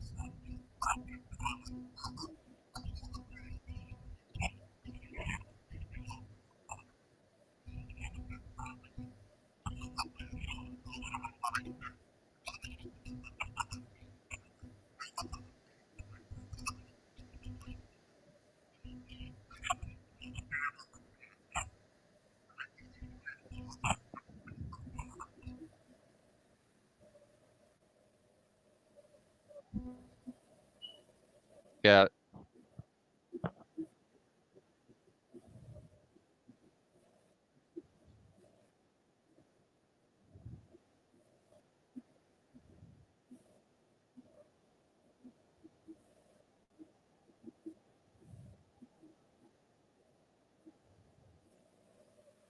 Yeah, but here's the flaw with it. If you have a system that goes up against the current status quo, if you like.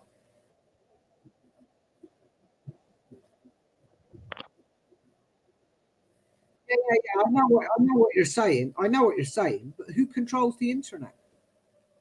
Who controls the internet? They got the power to switch off the internet because all your cryptocurrencies in the world aren't going to be worth a light if you can't access. Well, never say never, mate.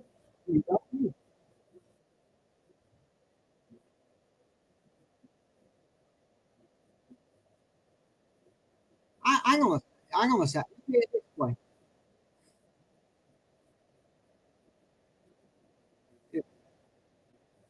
Well, let's put it like this. A lot of the shops that we had in distribution points in the past are now gone. We now rely on the internet heavily, as you know, compared to the past.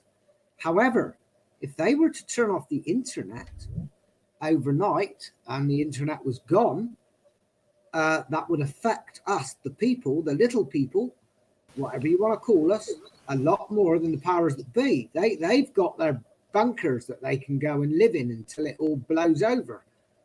But at the end of the day, we'll run out of resources long before the powers that be will. They've got access to virtually unlimited resources. We don't.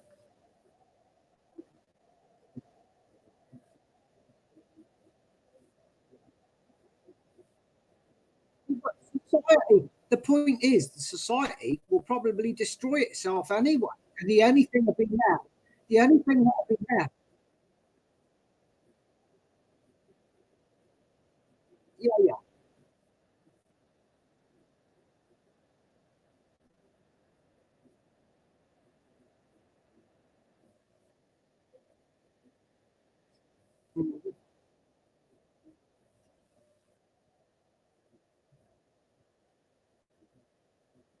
What I'd like to see is a sort of black market. What I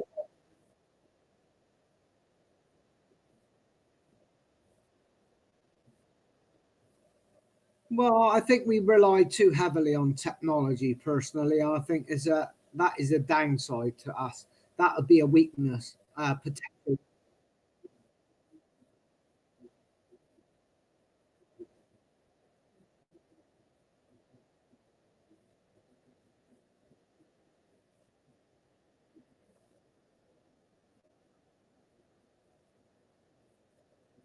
Have you ever wondered why they call it the World Wide Web?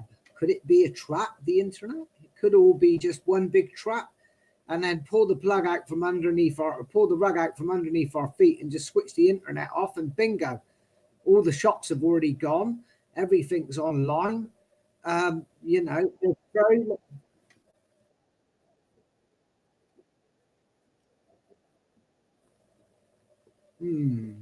Well, maybe you think the internet is freedom. Maybe it's not. Maybe it is. Maybe that is the trap. Who knows? Who knows? I'm only putting the idea out there, PJ. Don't you know?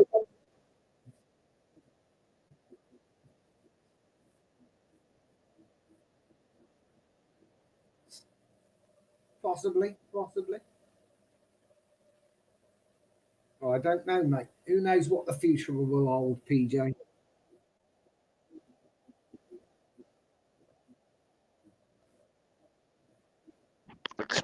Explain what it is, PJ. Yeah. No, go on. No. Okay. How?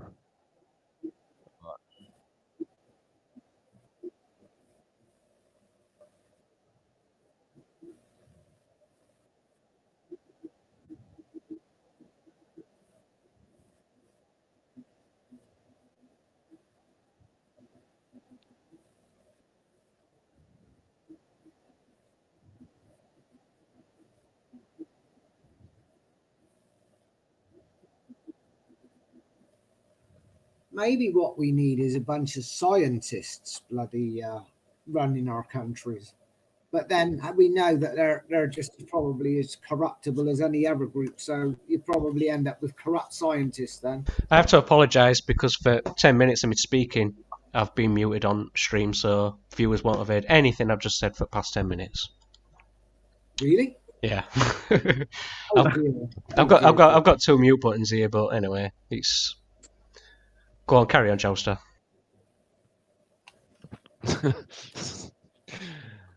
No, it's okay. It's lost in context now.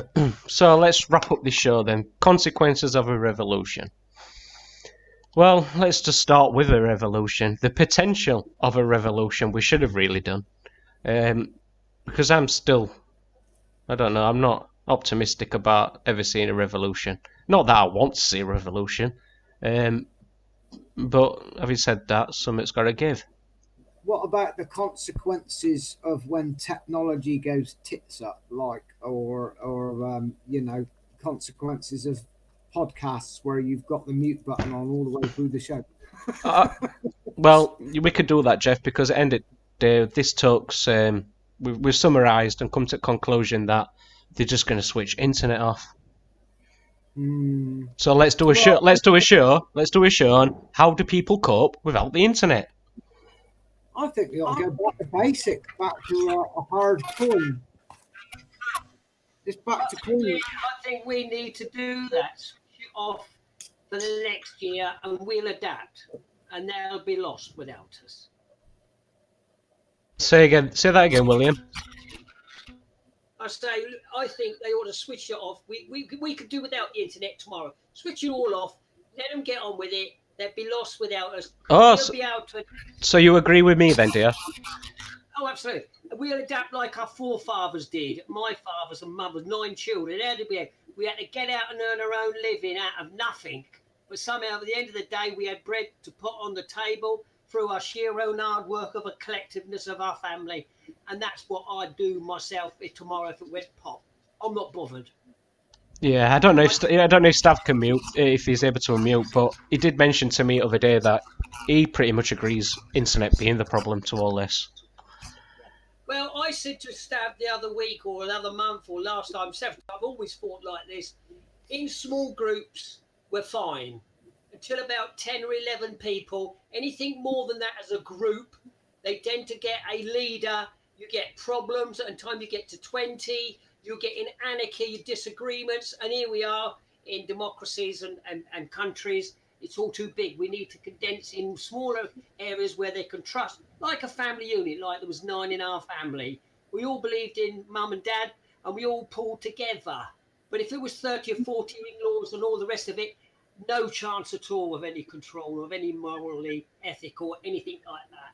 So I believe in small units can work together, which is going back to the beginning. Small businesses that built this country and what it was made up to. So now it's shit, it's all conglomerates, and they are the ones with the strength. Right, I've got something for Jeff now. Jeff, entertain this thought, yeah? Yeah. William, I'm just going to have to put you on mute a minute because I've got too much feedback. Okay, if they're going to switch off internet, yeah? Yeah. What if they switched off internet for us but kept an internet open for them? Oh yeah, they might. Well, they might have a second internet ready for themselves or whatever, purely for communication purposes or whatever. I don't know. Who knows? We're probably going into another episode here. We should probably save all this, but let me just pass it over to Jouster because I feel like I've hijacked his show. I just think when you've got, you see, a chain is only as strong as the weakest link, and you talk about blockchain. Well, blockchain has got a weak link, and that is the internet. Because like anything, any technology can be brought down. It doesn't matter how good it is, any technology can be brought down. You can have the latest satellite systems up in space that can be hit by a Jeff, you can't live your life like that. I mean, we could get hit by a comet or an asteroid. You can't live your life like that. That's the point. I mean, all it takes is an electromagnetic pulse of some sort, and that will fry all your electrical systems. There's all sorts of things that can go wrong with technology. I think simple is beautiful. I think if you go back to simplicity, a hard coin that people can trade with, get the shops back, don't rely on technology and the internet. That's me personally. I think old school is the best way. Personally, traditionally, I think, yes, it's all very well having these technologies, but don't rely on them to be there forever because they won't necessarily always be there for you. That's my say on it anyway, but carry on anyway, Peter. Yeah, Jeff. Yeah. Jouster, do you want to take my back? Right, this is concluding thoughts, is it? What's up? Yep, concluding thoughts. Okay. What's up? Can you hear me? Yeah. All right, I'll have a word before you go. Sorry, guys. Yeah. I'll pass it on to you next up. Okay, so the purpose of the topic tonight was consequences of a revolution, and my thoughts is communication with each other is a starting point, a consensus of opinion on a few issues, and I'll just leave it there. You go next up. Well, I switched it off basically for a couple of hours, so I missed out, guys. Just tried to get in, but I couldn't. It just wouldn't have it. So I wouldn't walk my dogs. It's quite nice too. Anyway, with that, I gather you went over what revolution was and the consequences, and I hope you enjoyed it. I'll just say one thing. There is a revolution at the moment. It's called technological revolution. You're using it. It's called the internet. The internet won't go anywhere unless some event happens outside of man's control, i.e., I don't know, nova flare or something. Can I just interject, Stav, because you might not have heard, but I put to Jeff, what if they switched our internet off but kept an internet open for the establishment to use? I wouldn't see the purpose of that, but I understand what you're saying. You wouldn't see a purpose? No, not really, because why would they want the internet without the people? What would be the purpose? So they could enjoy it and control the world further through the internet secretly and spy on everybody? What are they going to do with us? What are we going to do? Kill us? Blow us No, up? I totally agree. I was just responding to what Jeff said about the switch off button, because he didn't like the idea of doing anything on an internet like full time, basically, for the whole of society, because of the point is that they could just switch it off. Well, it has got a point that he has got a point, but I don't think they're going to switch it off. And you could liken that to an asteroid hitting. I mean, the chances of an asteroid hitting are probably more likely than they're switching off internet. Yeah, well, I don't think anybody knows, to be honest. I certainly don't know what's in the future, and I think if people try and say this is going to happen in the future, I think it's rather foolish because Nobody can forecast the future. Even if you've got hidden agenda and you're the new world order and you're controlling everything, black swans, all the rest, these things do happen. Can I But just make I a mean, little- I'll just finish very quickly, and then you can get on. As I'm not in part of it, and I don't want to hold it up if you're just wrapping it up. We are going through a revolution at the moment, whether people like it or not. It's a technological revolution, which is what the advanced Western worlds are going into. China are coming out of an industrial revolution into a service sector revolution. They have to, because one follows the other. The UK, the Western world, the industrial revolution, which was industrial. Then we went into a service sector that's outlived its thing. Now we're going into a technological revolution, or whatever you want to call it. And the rest of the countries will be following behind with the emerging markets. This is all monetary, whatever you want to call it. But that's what I think is going to happen. Will it happen? I don't know. I have no clue. But I think there's been obviously some valid points about the internet, switching it off. Can we live without it? Can we live without the EU? Yes. Both those things. I'm old and ugly enough to have lived without those two things. So I think it's possible because I'm still here. And perhaps Brub's still here. Yep. It's last time I checked. So there is proof there that you can live without these things, but they ain't going anywhere. It's a revolution that's it's always evolving. Some people call it evolution, but there's a lot of suffering that happens. It's very disruptive. There's consequences. A lot of people don't like change. They go clambering and kicking into the future. They want to keep their culture. It affects everything and everybody. And I think that's what we're going through. You call it a revolution or an evolution. And this is what we're seeing around the world. It's going to be one of the most disruptive things ever mankind has ever experienced. And that's what we're going through. So there we are. I'll finish that and hand it back to Justin. Okay, Billy, do you want to say anything? Concluding thoughts? Yes, so I agree with all what Andy said. Actually, we can do without the internet.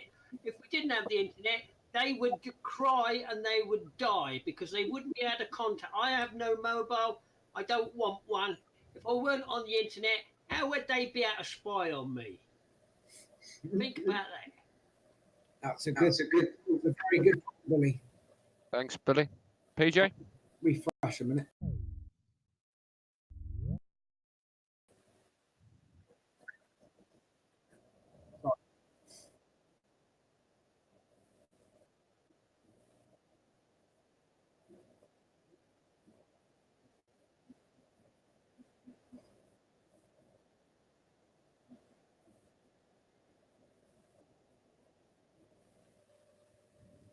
Well, my point.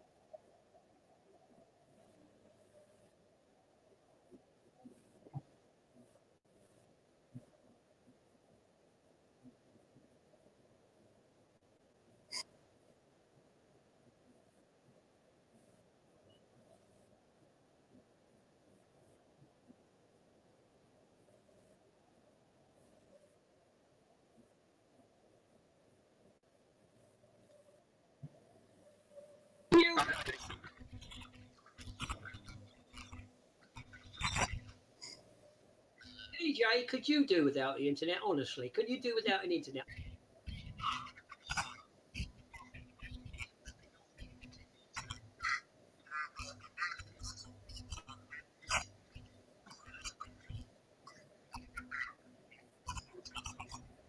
I don't want.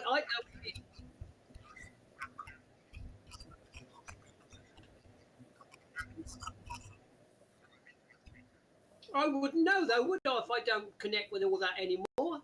Then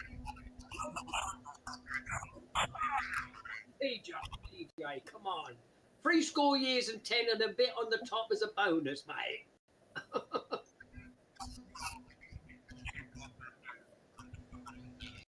Oh, I'm big enough. My shoulders are broad enough. I know how to handle myself, so I wouldn't worry about that. But in actual fact, the internet will die then. You're on about if we all stop paying taxes tomorrow, the government will fall. Yeah, possibly. I'm not a taxpayer anymore. But the young need to know that. They need to be those words taken on board and do it. We can't do it, us old boys, because we're out of the loop. But as I say, it's the same with the internet. If we all stopped it tomorrow, what would they do about it? The 1%, they will. Can I have a final? Can I have some final thoughts? It's caught us by a right tab. Hey? Can I have some final thoughts, PJ? You can, but I think I were on mute when I gave mine again, so go on, Jeff.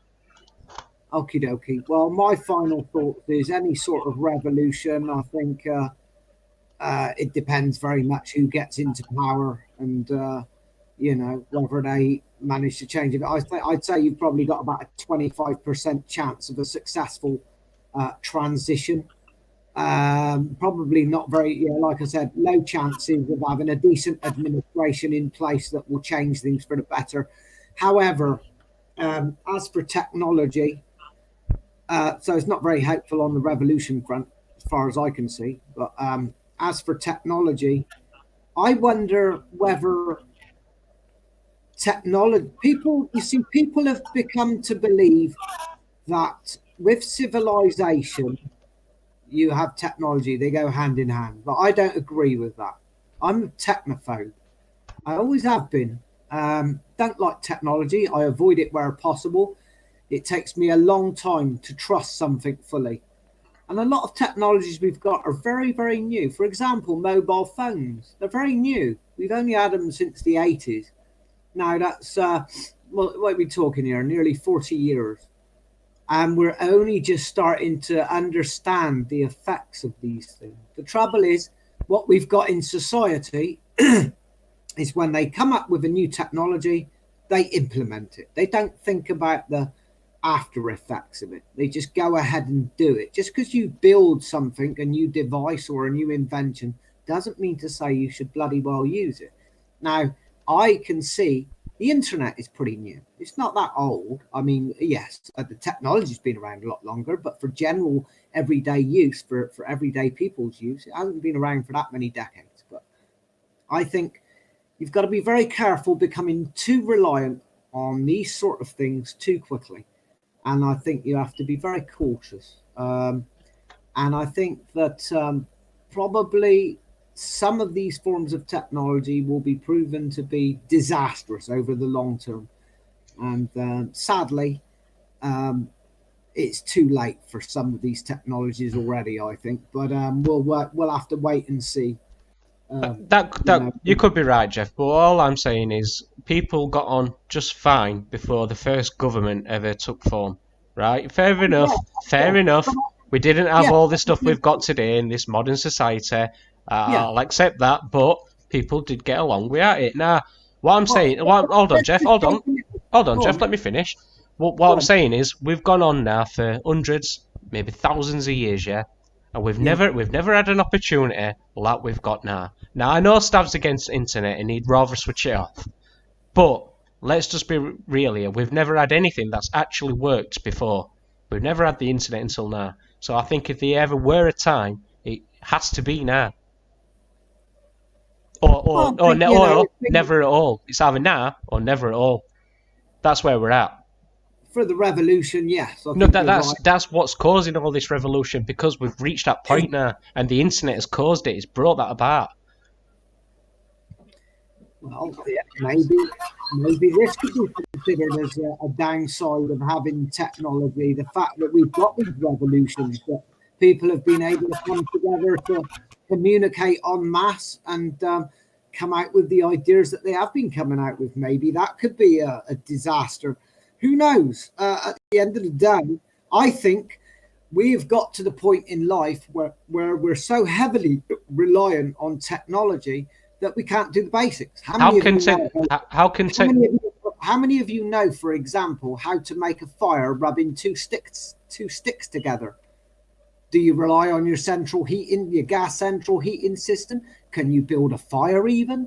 I don't know if a lot of people even know or have been educated onto how to build a fire or to make fire or to do the very basics and simple tasks in life.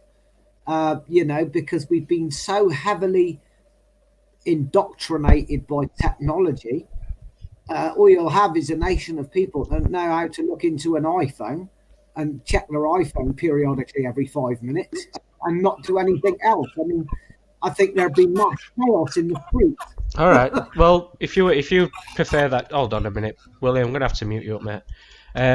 Jeff, if you'd rather rub two sticks together every time you want to light a cigarette, then go for it, mate. Go for it. No, I think you misinterpret what I'm saying. What I'm saying is, if it does come down to it, and we do have a technological disaster on our hands, either for But that's not a disaster.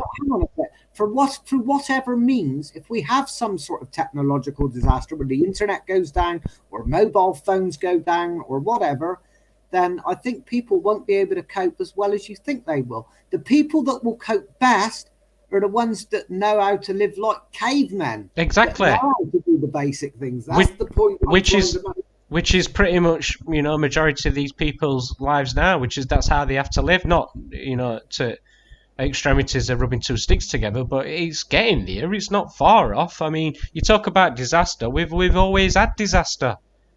A technological, disaster is not really going to change much. It's just going to put us back to where we were at anyway.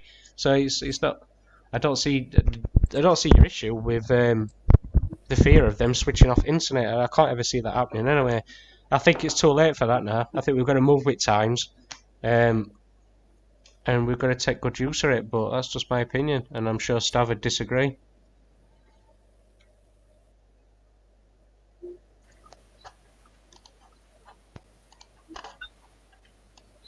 No one's disagreeing.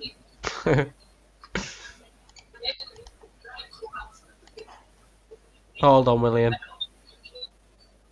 Hold on, mate. New world order, etc. We need to get off of it now because it's not suitable. It's gonna be 5G will be top dog in it, and that'll be terrible. You ain't gonna stop it, though, Bill. It doesn't matter what we want, or I like, or what you like, or what any of us like or want. It's like a market. If you trade on what you want and what you want, it's never going to come out. Andy, look, this is the point. I'm not saying do away with the internet. It's let them get on with it. And if we left in our droves and stampeded away from it, what could they do? Nothing. We'd be out of control. They'd be lost. William, you're missing the fact. Sorry, Stav. You're missing the fact, William, that the internet is, in my view, one of the biggest drugs on this planet. And that addiction, you are not going to sever. You are not severing that addiction. You'll have to unmute. I'm afraid you're going to have to wean yourself off of it, like marijuana. They can't. Whatever your cup of tea is, you've got to wean yourself off of it, and it can be done. Start now. Stick the clock back in reverse. Stick the clock back in reverse gear and go back to CB radio. Well, hang on a minute. Well, it'll suit me. At least it'll be freak free. Hang on a minute, Bill. Wait a minute. Listen, look, we can do it. Old God can do it because we lived without it beforehand. You've got a whole government. Let me finish. All right. I hear you. I mean, yes, me personally, whatever, I can live without it, it's fine. But it's not going to happen because you have now almost a whole generation and a half or generation of people that don't know life without it. Same with the EU. They don't know life without it. They will not adapt. Well, that's not our problem, Andy. It's not our problem. We've done our best. I'm not saying it is, Bill. I'm not saying it is, but what I'm saying is this will come. It will be the most disruptive thing. It will cost millions of lives. It will cost millions of lives. But you know what? Everything that's happened before has cost millions of lives. Does it stop the powers that be to bring this about? No, it never does. It never will. People will be dying 1 in 2 of cancer. They'll be receiving treatment. I should imagine the whole population at one time will have to live with cancer. But they will carry on until eventually they conquer through that, because that's what it's always been like. And there's no stopping it, as much as I would like to myself.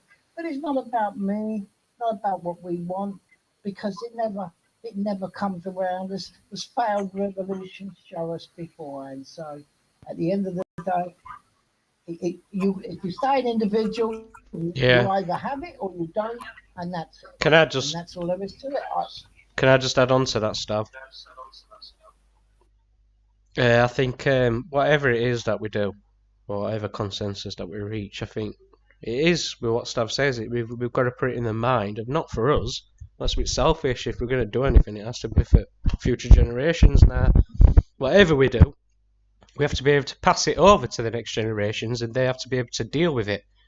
So it's all good us coming up with a plan, but the plan's only good for so long unless it's carried on by other people. And now if next generation can't grasp that, or they're not prepared to, or they can't pull themselves away from internet, then it's just a waste of time. So I don't know, but definitely I thought that were a key. The only thing is, in case people think old Stav always given up, whatever. No, I'll carry on doing what I do until I breathe my last breath. If somebody knocks my door and says, "Would you like this new smart meter?" I'll say, "You see the door down there? Turn around and go down it. Bye bye." I will resist the modern technology that I don't want. But that's not for me to say to the younger generation, you shouldn't be having this because you don't know what you're getting. It's going to be up to them. All I can do is leave information of my life, how I've lived and technology's evolved, how I've dealt with it. Leave that behind for them. If they read it, they read it. If they don't, they don't. It's entirely going to be up to them, and that's the way it's going to evolve, I think. So there we are. That's what I think. Back to you, Joester.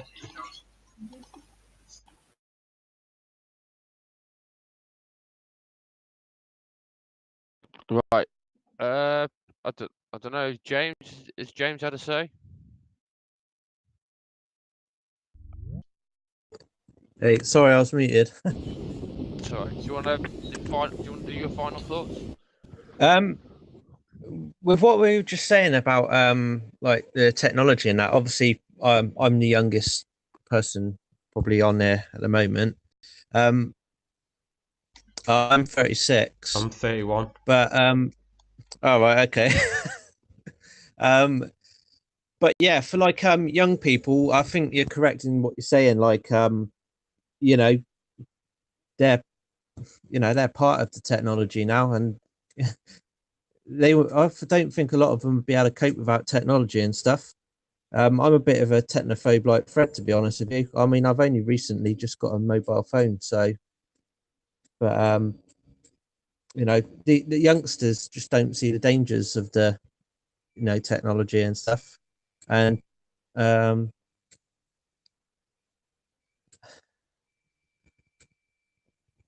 don't know, I don't know, it's scary times. Like I think it's scary times we live in, especially like when it concerns like youngsters and the things that they being passed off as something which is good, and I don't personally think it's good. Well, I think it's up to the youth to make it good. It's to do the best thing they can with the technology. Blockchain, whatever, immutable systems, transparency, anonymity. All of that is allegedly offered by this new technology, or fairly new, not so new now, blockchain. So it's up to them to pick the gauntlet up and make something good of this new technology. That's their job.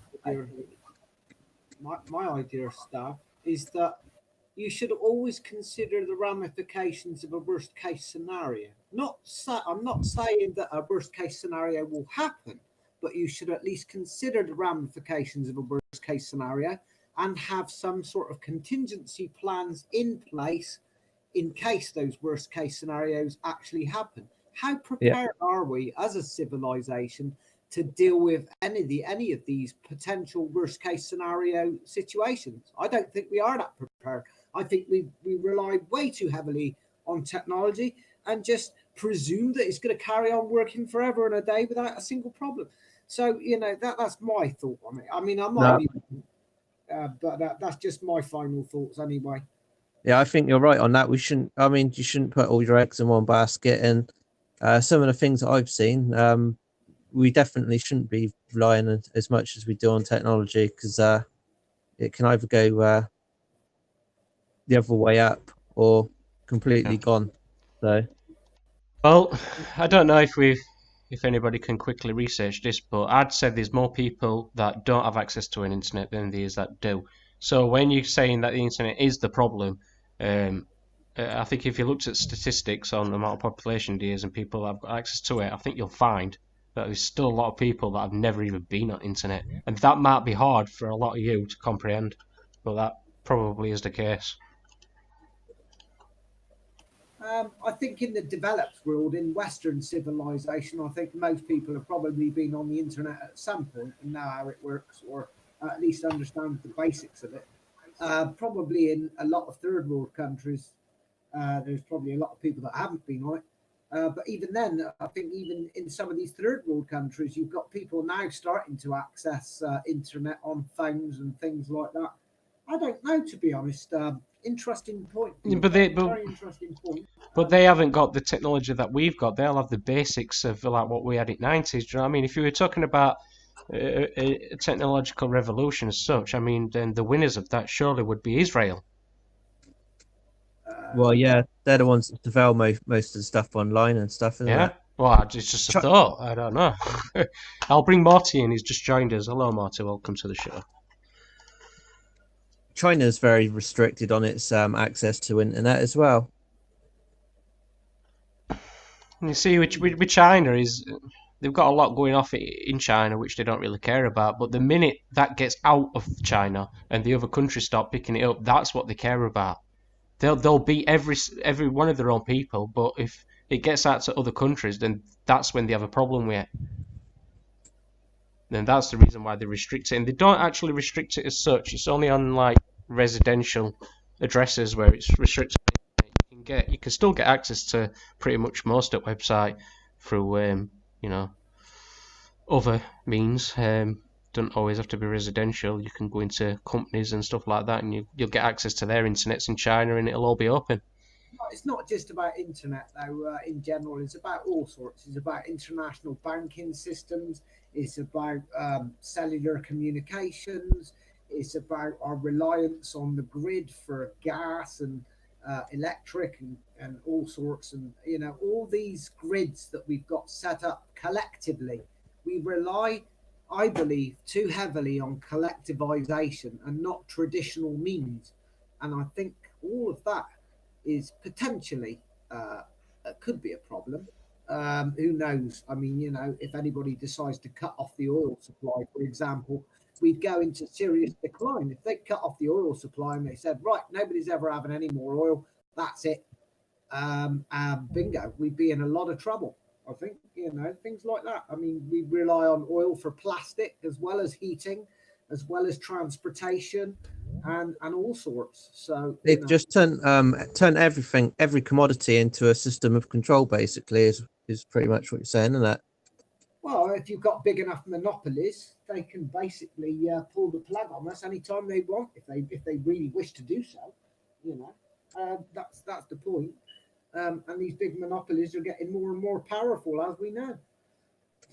I'm not sure if you're familiar with sci-fi TV shows and stuff like that, but it's kind of on this note that there was a sci-fi TV show out on, I think it was the Sci-Fi Channel, and it had two. It is one where the electric grid went down. There is no electric. Is that?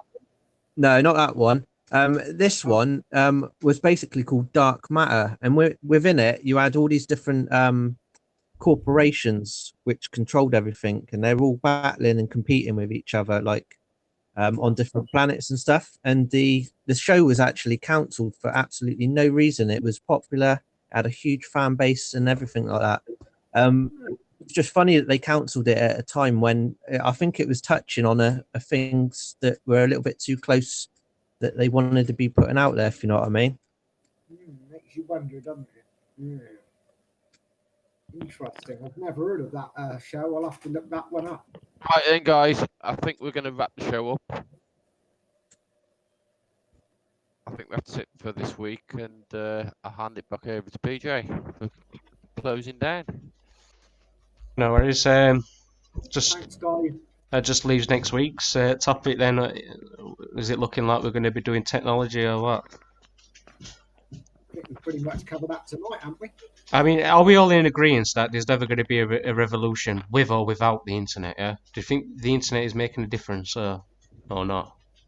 No, You don't. I don't think it is, because if you look at the Arab Spring, what happened was the government actually switched off the internet to stop the uprising, and the only traffic that was still operative was satellite internet, which is a very small percentage of the internet.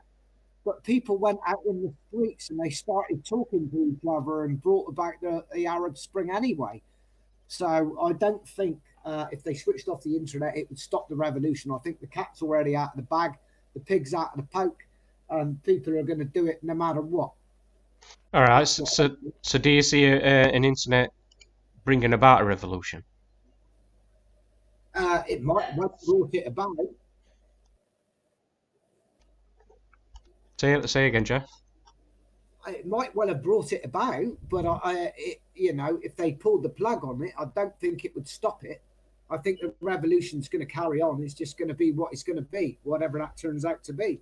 I think whether there's any success of it succeeding or not, I don't know. Any chance of it succeeding, I don't know. We'll have to remain, just watch and see. But I think it's unlikely that we'll have any successful revolution with the powers that be holding all the aces and all the weapons and things like that in the UK. I think in other countries they'll probably be more successful than we will, personally. Mm-hmm.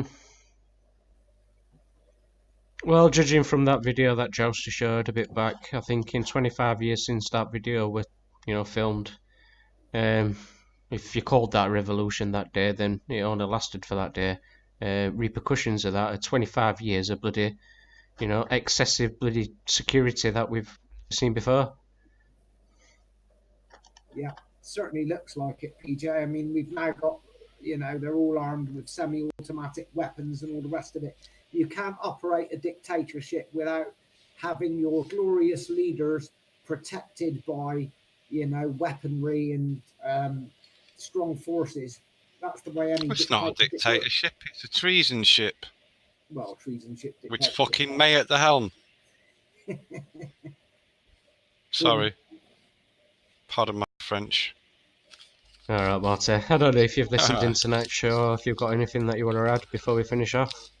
Oh, we're not finished. I just swore. I'm ever so sorry. You've just gone out live to billions of people all across the world, Mark. As a bucket mouth. Oh, typical there. Of yourself. Well, I better say it again, ain't we? If we don't hang the bastards, we're going nowhere. True.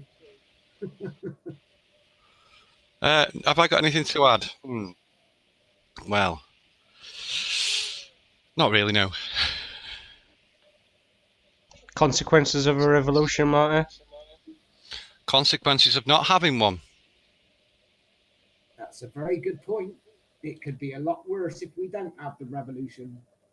I think it's important we let it play out and see what happens. For us, or for future generations? Both. Oh, both, yeah, both. All of the above and all of the below. Indeed. Yeah. Hmm. Well, invest in a yellow jacket. Right, RIC on it. Get it out there. Yeah, that's the thing. We haven't covered the RIC, have we? And if Stav wants to quickly mention it. Well, let me just actually say, it's funny this, PJ. I'll go into another tab. If I use another tab and not have the Jitsi room on display, everybody clears up in audio. And if I have the Jitsi tab open on display, everybody goes distorted. So I must have some type of, I don't know, balls up for the computer. Yeah, something script bullshit or whatever. And we're still live, by the way. Yeah. RIC. I said at the beginning, I think before I got shut out with the internet, was Yes, referendum is initiated by the citizen, which is very similar to the Swiss system. In their local cantons and their areas, they can do, if they have a referendum against something the government brings about in those areas, they're not obliged to go by the government rule if they have the referendum. I think locally it's possible to do that. It's all part of devolution of countries. I guess that's going to happen. I don't know. But it really is something that a lot of people are missing with the Gilets Jaunes movement. That is what it's about. It's about RIC. It's not about Brexit. It's not about the EU. It's not about anything else. It's not about New World Order. It's not about globalization. It's about referendum initiated by the citizen. A lot Which of people could effectively cover all the above of that, though, Stav. Absolutely, Marty. That's the point of it all. It's not about religion. It's not about race. It's not about culture. It's about referendum. Now, if every country's sovereign and they go about their referendums in their country, how they fit for their country, that's their country's business and nobody else's country's business. And that's the way I think that they're trying to put it over. Although, like I said, there was people saying that, the RIC means we've still got to have a government, but we're going to use it as a check on them. So even within the yellow jersey or the gilet jaune, there's two types of sides of it I've noticed coming out. So I'm not 100% sure which side of the RIC they're talking about, but generally they want people power, and I think they want administrators, but not governments or stewards to carry out the will of the people in their referendums on how to run their country. So that is what the Gilet jaune is about. The real Gilet jaune, all the rest is whoever wants to jump into it, whether it's a political party, unions, whatever, they will try and take it over, left and right, and all this will come in and they'll try and Antifa will try and come in and take it over. Far right, whatever they are, all these bloody idealisms will try and take it over. But the underlying thing about it is the RIC. That's what I've got from the research I've done. Maybe I'm wrong, but there we are. That's what I know of the RIC, PJ. So there you are. Right, cheers for that stuff. I'll finish now. Then, if anybody else has got out to conclude with, then I'll let you grab Mike, and then I'll leave it for Jouster to close us off.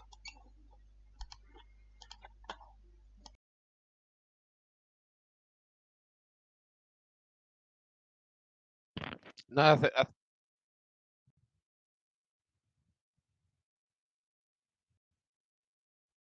I was just about to say if no one else got anything to say. Anyone else?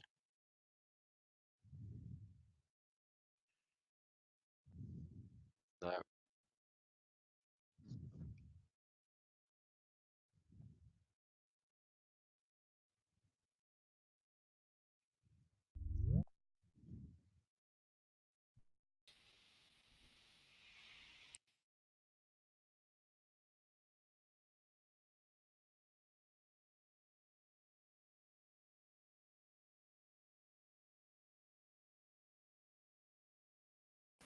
Well, I think we need a more in-depth talk about what this technology, digital technology, what we think it is. How can people use it for the good?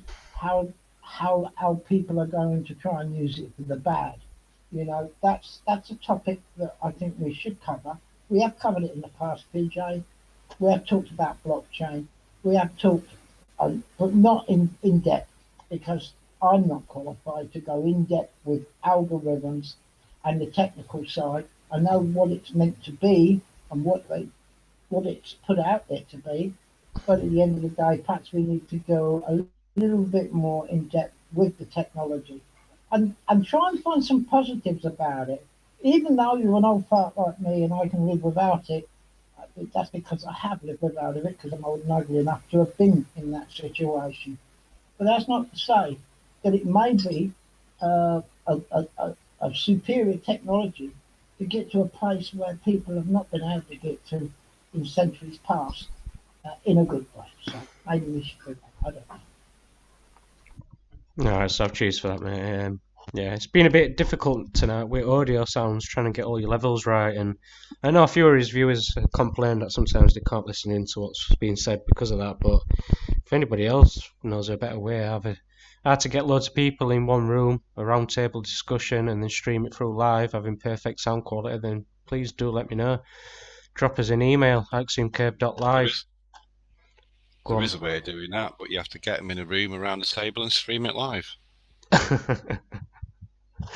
Yeah, that's called Bilderberg. Without the streaming live bit. Right, we'll close it. Well, all they stream is death. Yeah, true. So, consequences of a revolution. Either another revolution or death. That's it. We'll be back next week for more Axiom Flux. Thanks for watching.